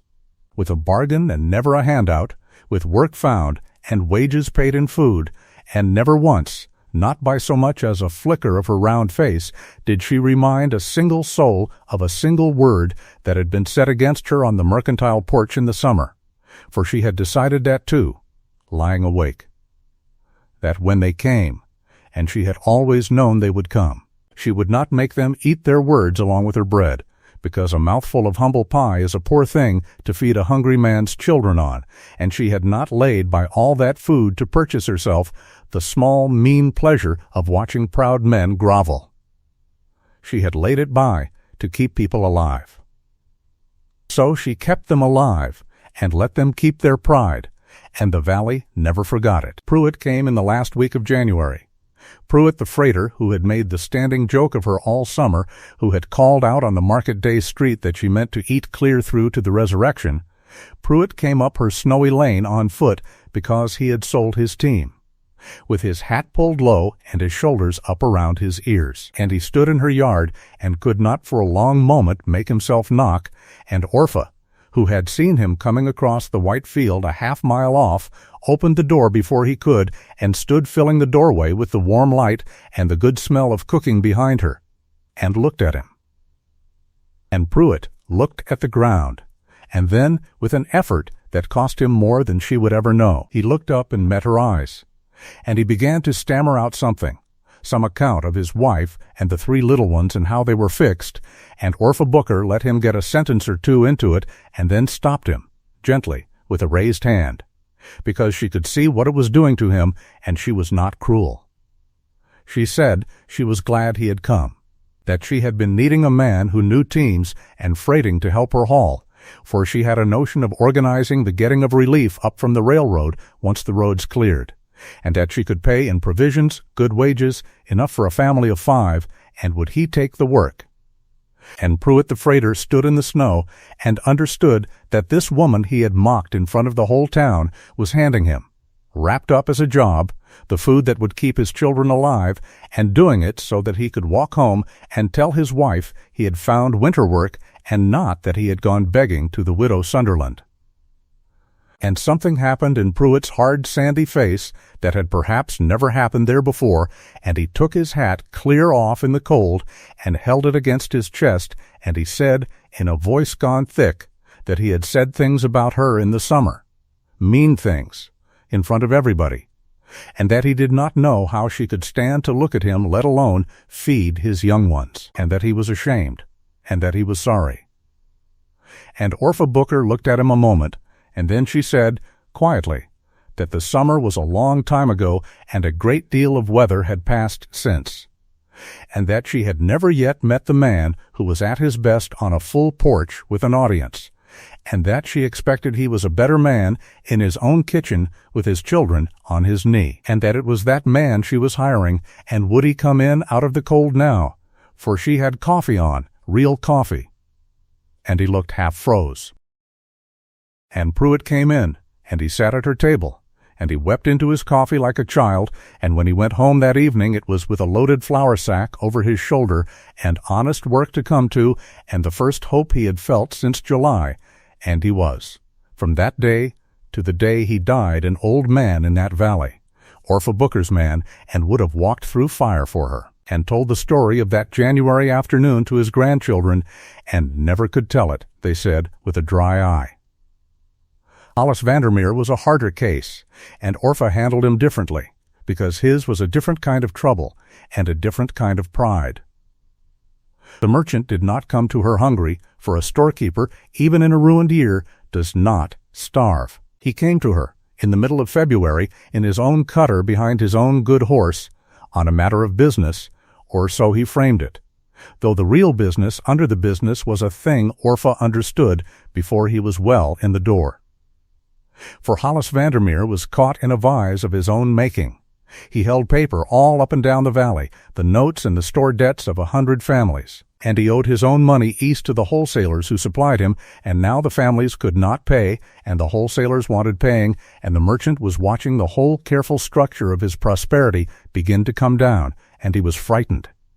And being a small, dry, frightened man, his first instinct had been to squeeze, to press the notes,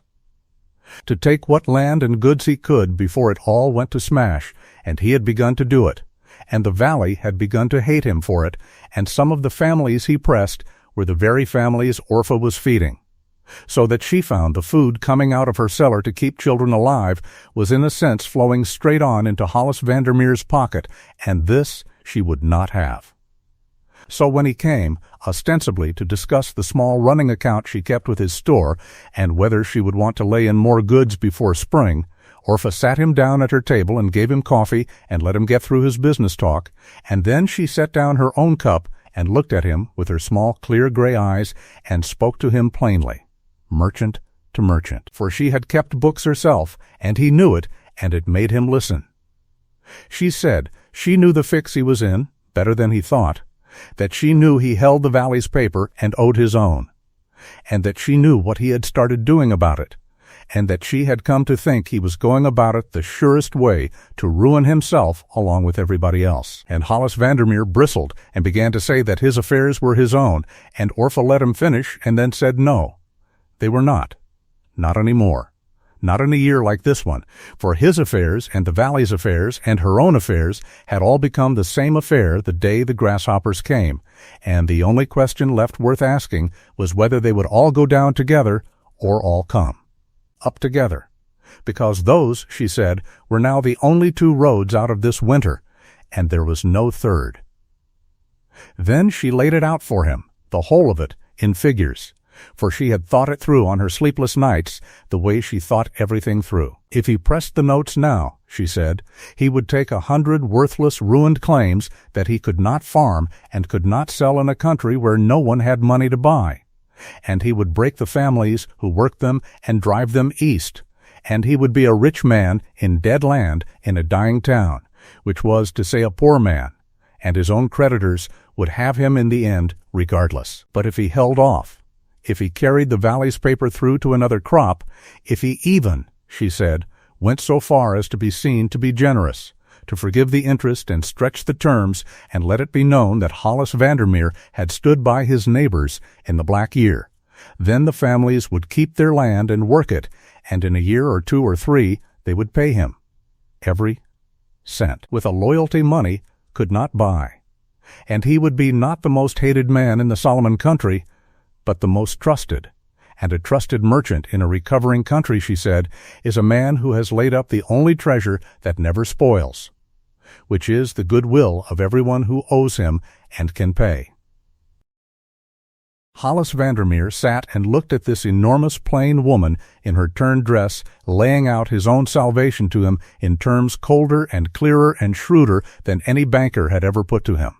And something in his dry, narrow merchant soul, which understood self-interest if it understood nothing else on earth, began to see that she was right. That she had seen further down the road than he had, that the generous course and the profitable course were, this once, by the strange accounting of a ruined year, the very same course. And he did it. It took him another visit, and a good deal more of Orpha's plain persuasion, but Hollis Vandermeer went home and drew up new terms and let the interest go and carried the Valley's paper through. And it was put about, though never by Orpha, that the change of heart had started at her table, and when the country came back, as it did come back, the merchant prospered as he had never prospered before, and lived to be an old man honored in that town. And he knew, and privately admitted to 1 or 2, that he owed the whole of it to the day the fat widow he had once been too proud to weigh honest salt for had sat him down and taught him his own business. And so the winter wore on, and the great engine of Orpha Booker's providence and sense ran on at the center of the Valley's survival, feeding the hungry, finding work for the idle, studying the merchant, holding families on their land, and it was not long before the thing outgrew even her cellar, deep as that cellar was. For one woman's stores, however great, cannot feed a whole county through 5 months of winter, and Orpha had known that from the first, and had a further plan. She had read in the newspapers Elias brought back from the railroad that the disaster was so vast and so widely reported that help was stirring in the wider world, that the state legislature was arguing over relief, that aid societies were forming in the eastern cities, that trainloads of food and seed and clothing and money were being gathered up in places as far off as Chicago and New York and Boston to be sent out to the stricken plains, and Orpha understood at once, with her clear, practical head, that the trouble with such help is never the giving of it, but the getting of it to the right hands. That a boxcar of flour dumped at a railhead does no good to a family snowed in 20 miles up a valley unless somebody with a head on their shoulders and a knowledge of the country sees it hauled and shared out fair, and that in the confusion and the desperation of a ruined country the aid meant for the starving is as like as not to be seized by the loudest and the greediest and the best, connected while the meekest and the neediest get nothing. So Orpha Booker, who had never in her life sought an office or pushed herself forward, sat down that February and wrote letters. She wrote in her plain, firm hand to the county seat, and to the relief committee that was said to be forming there, and to the aid society in the state capitol whose notice she had seen in a paper. And she wrote not to beg, but to organize, setting out in clear figures how many families in the Sweetwater Bend country were in want and what they needed, and how the getting of relief to them might be soundly managed, and she offered, since somebody must, to stand as the local agent for the distribution, to receive what was sent, and see it shared out honest by need, and not by favor. And she gave as her references the plain fact, which was already known well beyond the valley by then, of what she had done all winter out of her own cellar. And the letters, arriving on the desks of harried committee men who were drowning in need and desperate for anyone competent and honest to take a piece of the load, did their work. And there came back in time an answer naming Orpha Booker the relief agent for the whole of the Sweetwater Bend district. And after that, the trains that came up the valley in the late winter and the spring carried consignments marked to her, flour and cornmeal and bacon and beans and seed wheat and seed corn for the spring planting and bales of clothing and boots and blankets, and it all came to the Renner place first, and there, In a great new shed that Elias and Pruitt and a crew of the men she had fed built for the purpose, it was checked and recorded and shared out under Orpha's own eye. Fairly, to every family by its need, with a book kept of every pound, so that no man could say he was cheated and no man could cheat, and the whole rescue of that valley, which the history books would credit vaguely to the state and the aid societies, ran in fact through the hands and the head and the plain, unshakable honesty of one heavy woman on a quarter section of the worst ground in the township. The first relief train was a thing the valley never forgot, and Orpha was there to meet it, having driven down to the railroad the day the word came,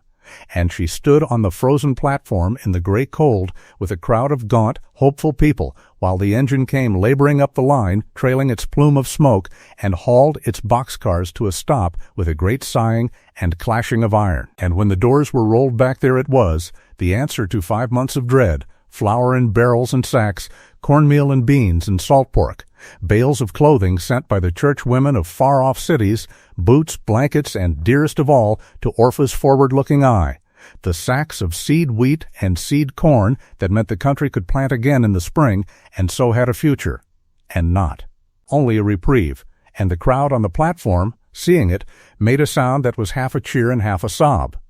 For it is a hard thing to describe what the sight of food does to people who have been slowly starving and did not know for certain that help would ever truly come. And there was a man come out with a train from the state committee, a brisk, important city man with a clipboard, who plainly expected to take charge and hand the goods over to the town fathers, the men, and who looked considerably taken aback to be met by a mountainous plain woman in a turned coat, who informed him, civil but immovable, that she was the appointed agent for the district,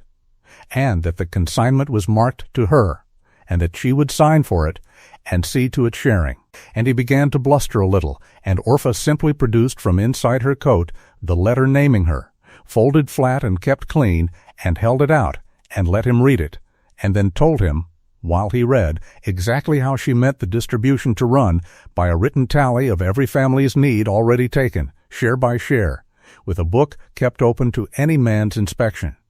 And the city man read the letter and listened to the plan and looked at the calm, enormous certainty of the woman and, being no fool whatever else he was, closed his mouth and handed her his own pencil,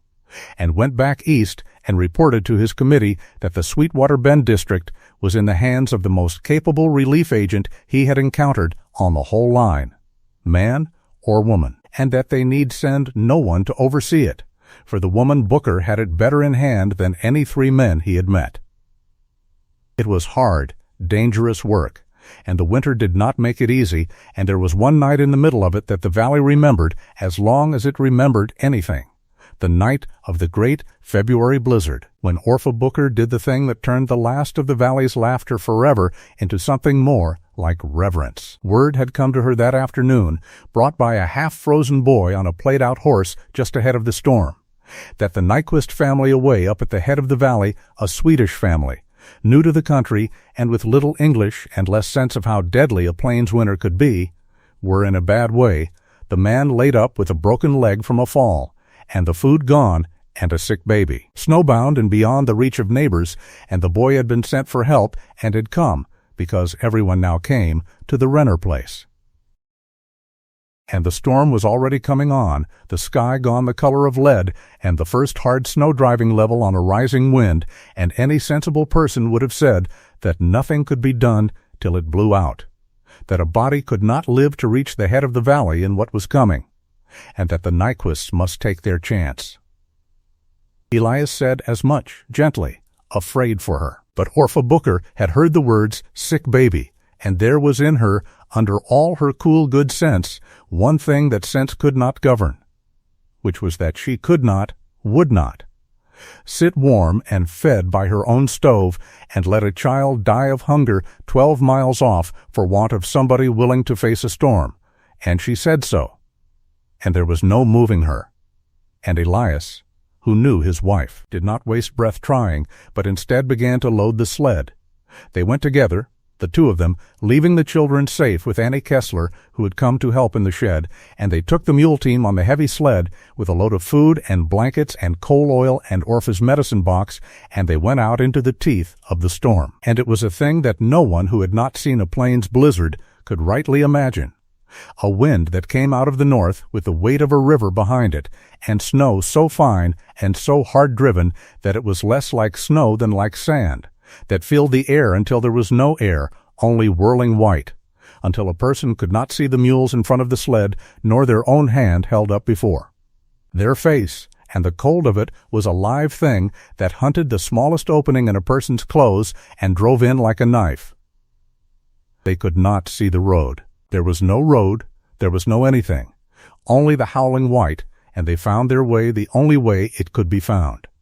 By the lay of the land under the runners, and by the few fence posts and creek crossings Orpha knew by heart from a summer of driving that valley, and by a kind of dogged animal sense of direction that she seemed to carry in her. And Elias said afterward that he had given them both up for lost a dozen times in those 12 miles, that he had been certain more than once that they had wandered off the line and would circle until they froze, as so many had frozen in such storms, found in the spring a mile from their own doors, but that Orpha had sat beside him on the sled seat wrapped to the eyes, saying little, now and then putting out one arm to point a small correction, calm as a woman driving to church, and had brought them through.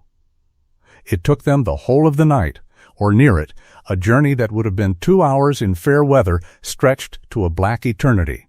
And there were times the mules would not face the wind and had to be led, Orpha herself getting down and going to their heads and hauling the frightened beasts forward by main strength into the storm, her great body for once exactly the body the moment required. And at last, when Elias had lost all hope, and half his wits to the cold, there came up out of the white a smell of wood smoke, faint and then sure. And then the black bulk of the Nyquist Sadi, half buried, one dim eye of lamplight showing, and they had made it.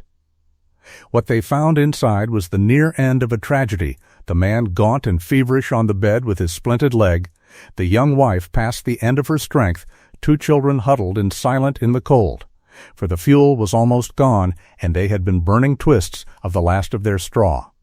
And the baby, the sick baby, hot with fever and too weak now even to cry, and no food in the house but a little frozen bread, and another day of it, Orpha saw at a glance, one more day would have finished the smallest of them. But they were not to have that other day, because Orpha Booker had come.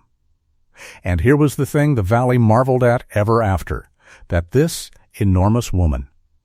who had just driven a sled 12 miles through a killing blizzard, did not sit down to rest, but came into that freezing, hopeless house like the sun coming up, and took it over, and filled it with warmth and food and calm and the absolute unquestionable assurance that everything was going to be all right, and made it so. She had Elias in at the wood, the little the family had cut, and got the stove roaring. She had the frozen provisions from the sled thawing and a great pot of rich soup going from the stores she had brought, meat and vegetables and barley, the smell of it filling the sadi and bringing the silent children creeping toward the stove. She took the fevered baby from its half-dead mother and stripped it and sponged it and worked over it with the plain, sure skill of a woman who had nursed many, cooling the fever, dripping warm broth between its lips a drop at a time with endless patience through the long remainder of that night, holding the small hot body against her own great warmth. And toward morning the fever broke, and the baby, which had been going out like a guttering candle, took a deeper breath and slept a natural sleep, and was, by the time the storm blew itself out into a still and blinding white morning, out of danger and mewling for its mother's milk, which the mother, warmed and fed at last herself, had come back enough to give.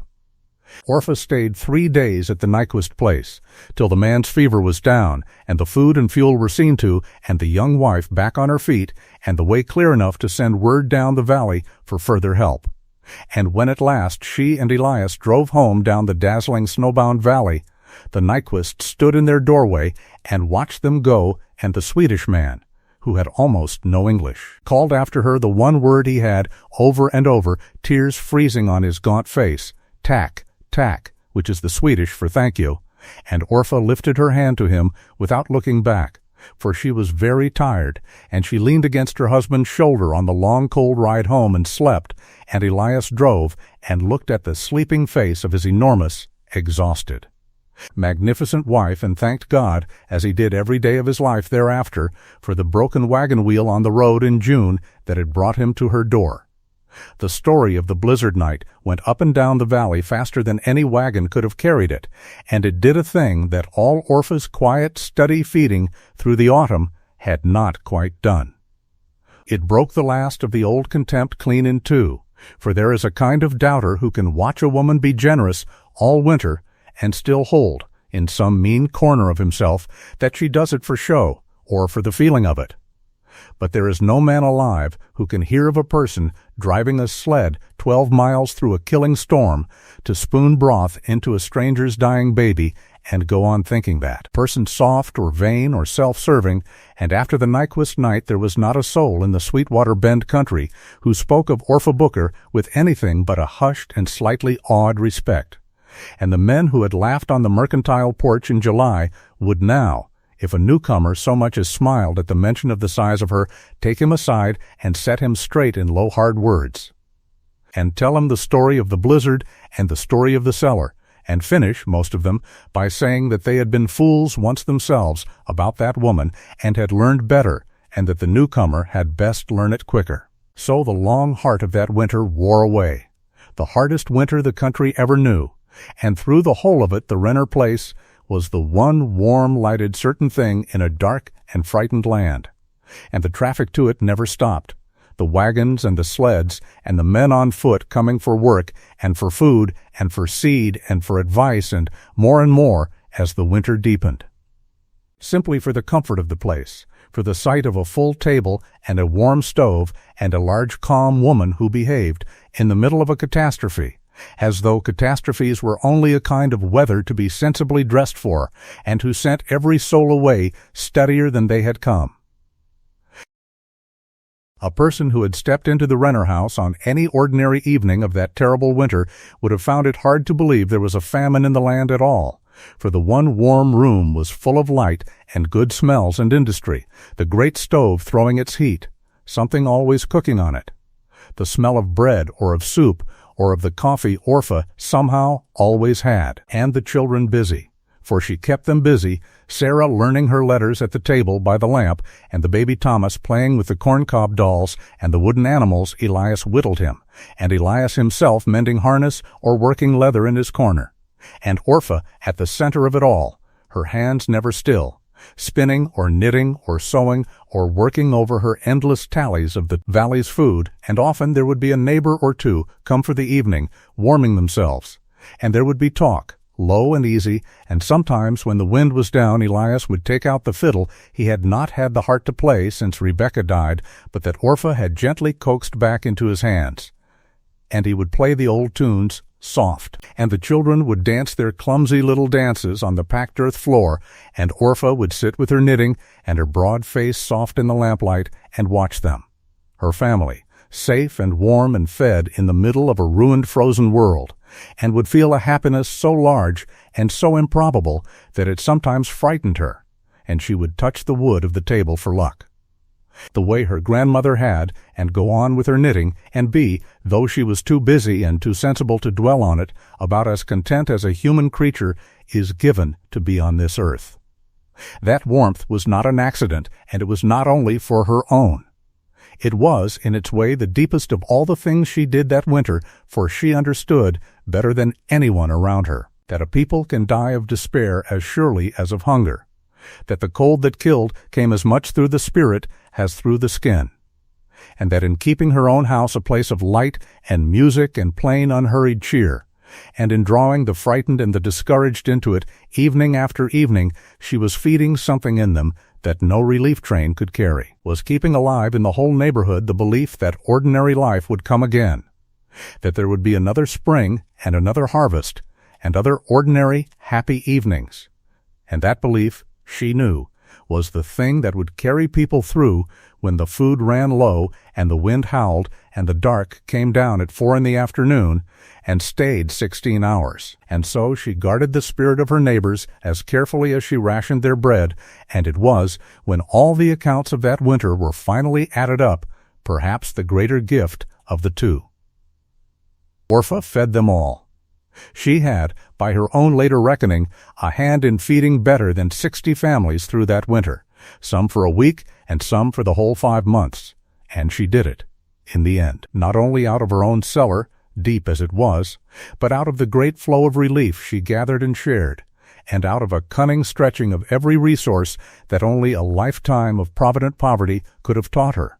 For Orpha knew 100 ways to make a little food feed many that the wasteful, improvident valley had never learned, knew how to make a barrel of cornmeal and a side of bacon feed a family for a month in good hot-filling dishes, knew how to boil a soup bone 3 times and get good of it each time,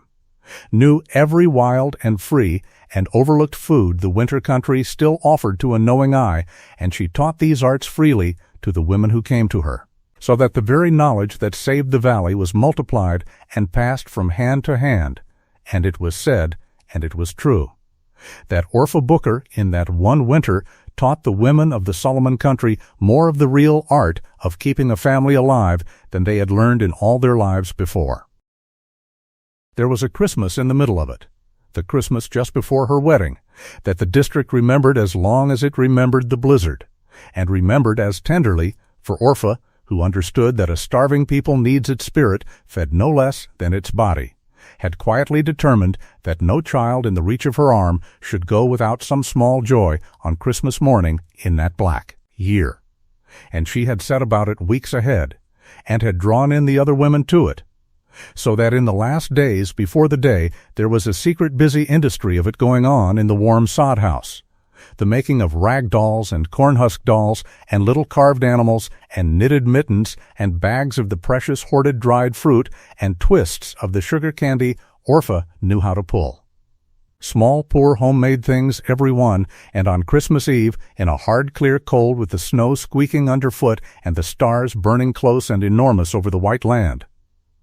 Elias Booker and Pruitt the freighter drove a sled all up and down that valley in the dark, from soddy to soddy, and at every house where there were children they left a little bundle in the doorway and knocked and drove on quick into the dark before they could be thanked, so that in 100 cold, poor houses on Christmas morning there were children who woke to find that Santa Claus had somehow, against all the evidence of that ruined year, found his way even to them, and there were mothers and fathers who stood in their doorways with the small bundles in their hands and understood exactly which large plane.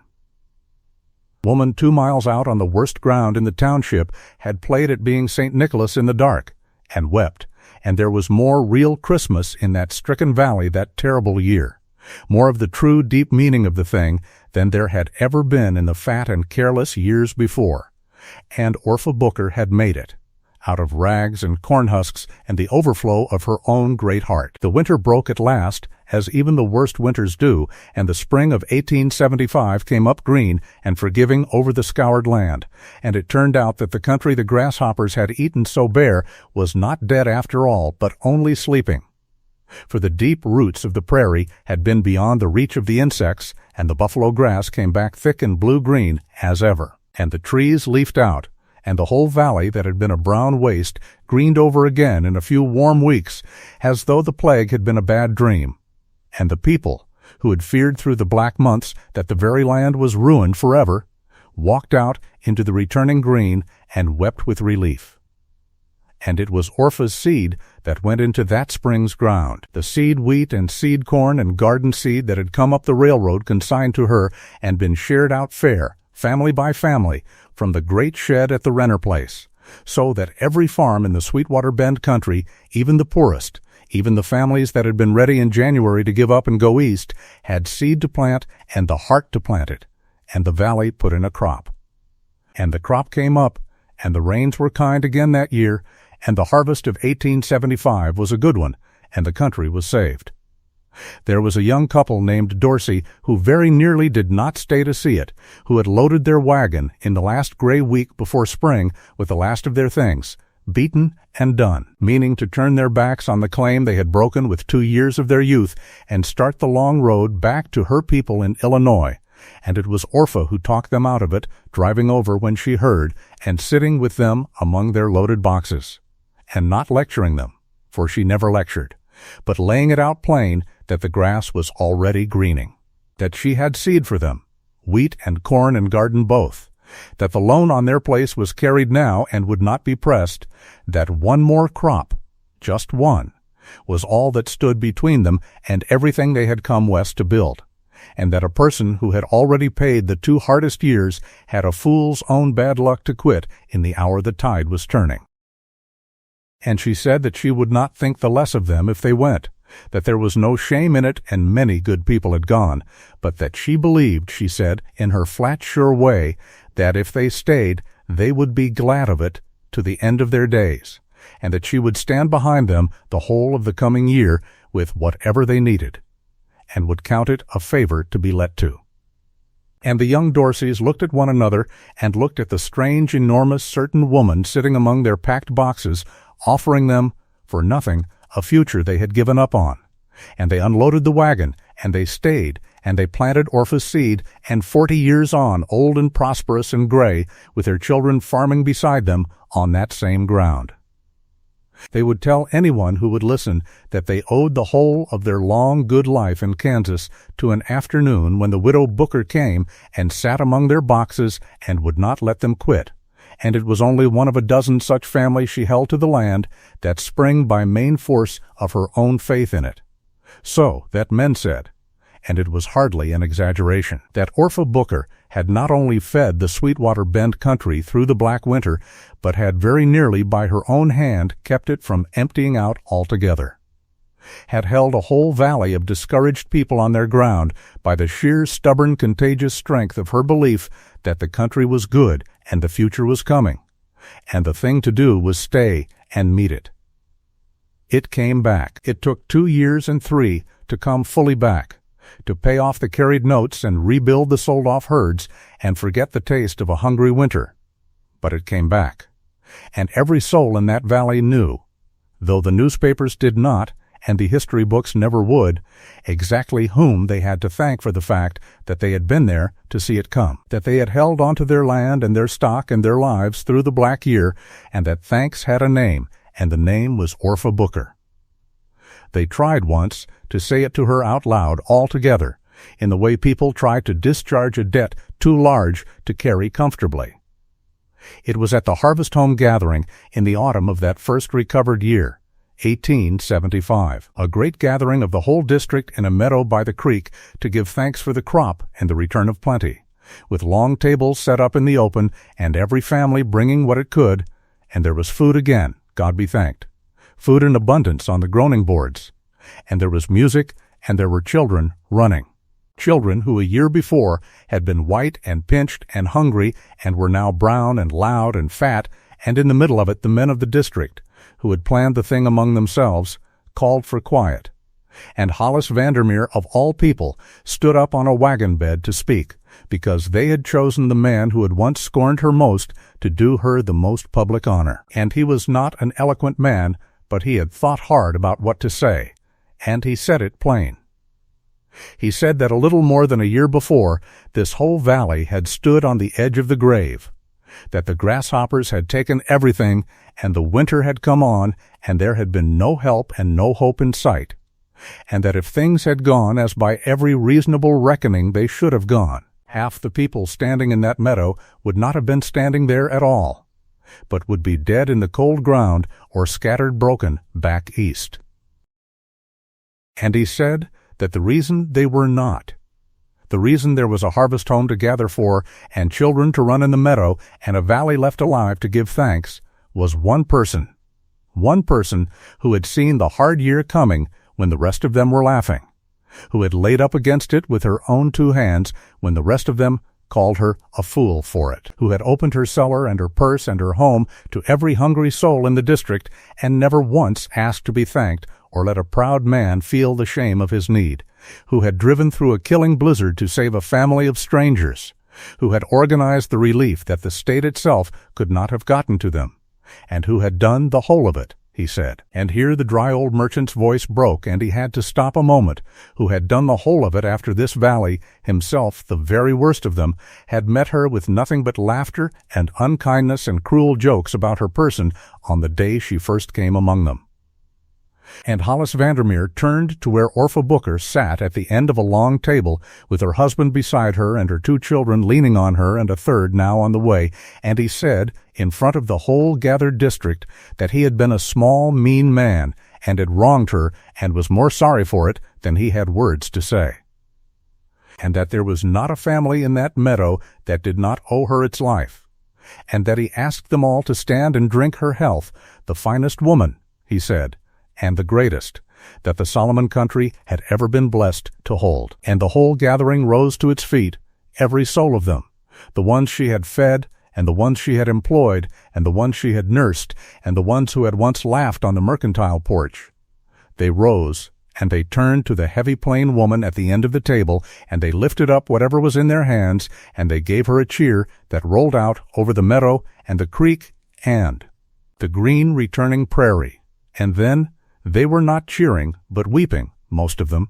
and then they were crowding around her, and Orpha Booker sat in the midst of it with the tears running down her round pink face and her husband's arm around her great shoulders, and her little girl's arms around her neck, and could not say a word. She who always had the plain right word for everything could not say anything at all, and only shook her head and held on to her family and let them love her, which was, in the end, the one thing this large, capable, self-sufficient woman had never quite learned how to do, and was learning now, at 42, in a meadow by a Kansas creek, surrounded by a whole valley of people who were alive because of her. The child that was coming was born the following winter, a fat and healthy girl they named Rebekah, after Elias's first wife, which was Orpha's own idea and doing, for she had said, in her plain way, that the woman who had borne and loved Sarah and Thomas ought to have her name go on in the family, and that she was not a jealous woman and saw no sense in pretending the dead had never lived. And Elias, hearing her say it, had had to go out to the barn a while, and had come back with his eyes red, and had held her a long time, and said nothing, because there were no words for what such generosity of heart did to a man who had known grief. So there were 3 children now, and in time there would be a 4th, a boy, born when Orpha was near 45, and thought herself long past it. And the sod house on the worst ground in the township grew a good frame room, and then another as the years and the crops came kind, and grew a real barn and a proper smokehouse and an orchard from the seedling trees Orpha had nursed, and became, within a few years, the finest and most productive farm in the whole of the Sweetwater Bend country, which was no more than the plain vindication of everything Orpha had believed and been laughed at for believing, that patience and foresight and a full cellar and 40 kinds of food would beat the gambler's single cash crop over the long run of years as surely as the tortoise beats the hare.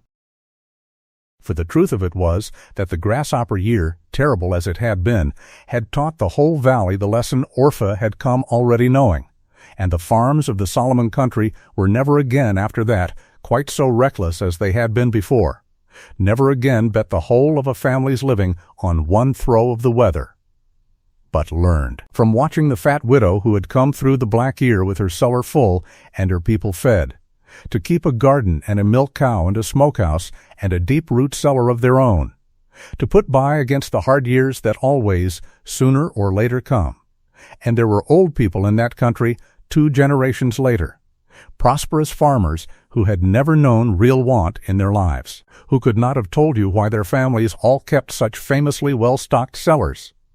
why it was almost a point of pride and religion in the Sweetwater Bend country to have more food put by than a body could ever eat, except that it was the way their grandmothers had done, and their grandmothers had learned it, though the children had forgotten. From a woman named Orpha Booker in the year the grasshoppers came. She never made anything of it herself. That was the thing the people who knew her always came back to. She never once in all her long life spoke of that winter as though she had done anything remarkable, and when in her old age some younger person, some visitor or grandchild or newspaper man, come to write up the pioneer days, would ask her about the grasshopper year and the saving of the valley and try to make her out a heroine, she would wave the whole notion off with one big hand and say that she had done nothing but what any sensible body would have done, which was to put food by in the summer and share it out in the winter, and that if there was any wonder in the story, it was not that one woman had a full cellar, but that a whole valley of grown people had thought it clever to keep none, and she would say, if pressed, that the only lesson worth taking from the whole business was an old and simple one that folks were forever forgetting and having to learn again the hard way, that you cannot eat a boast, and you cannot eat a good harvest that is still standing in the field, that the future is certain to be hungry sooner or later, and the only kindness that is worth anything is the kind you have got ready in advance. And then she would generally say that this was a great deal of talk about nothing, and was there anyone in the house who wanted feeding? Because there was always, to the very last of her days. A pot of something good on Orpha Booker's stove, and a place at her table for whoever came, hungry or not, welcome or stranger, for she had never in her life been able to do otherwise, and never wished to. She lived a long time.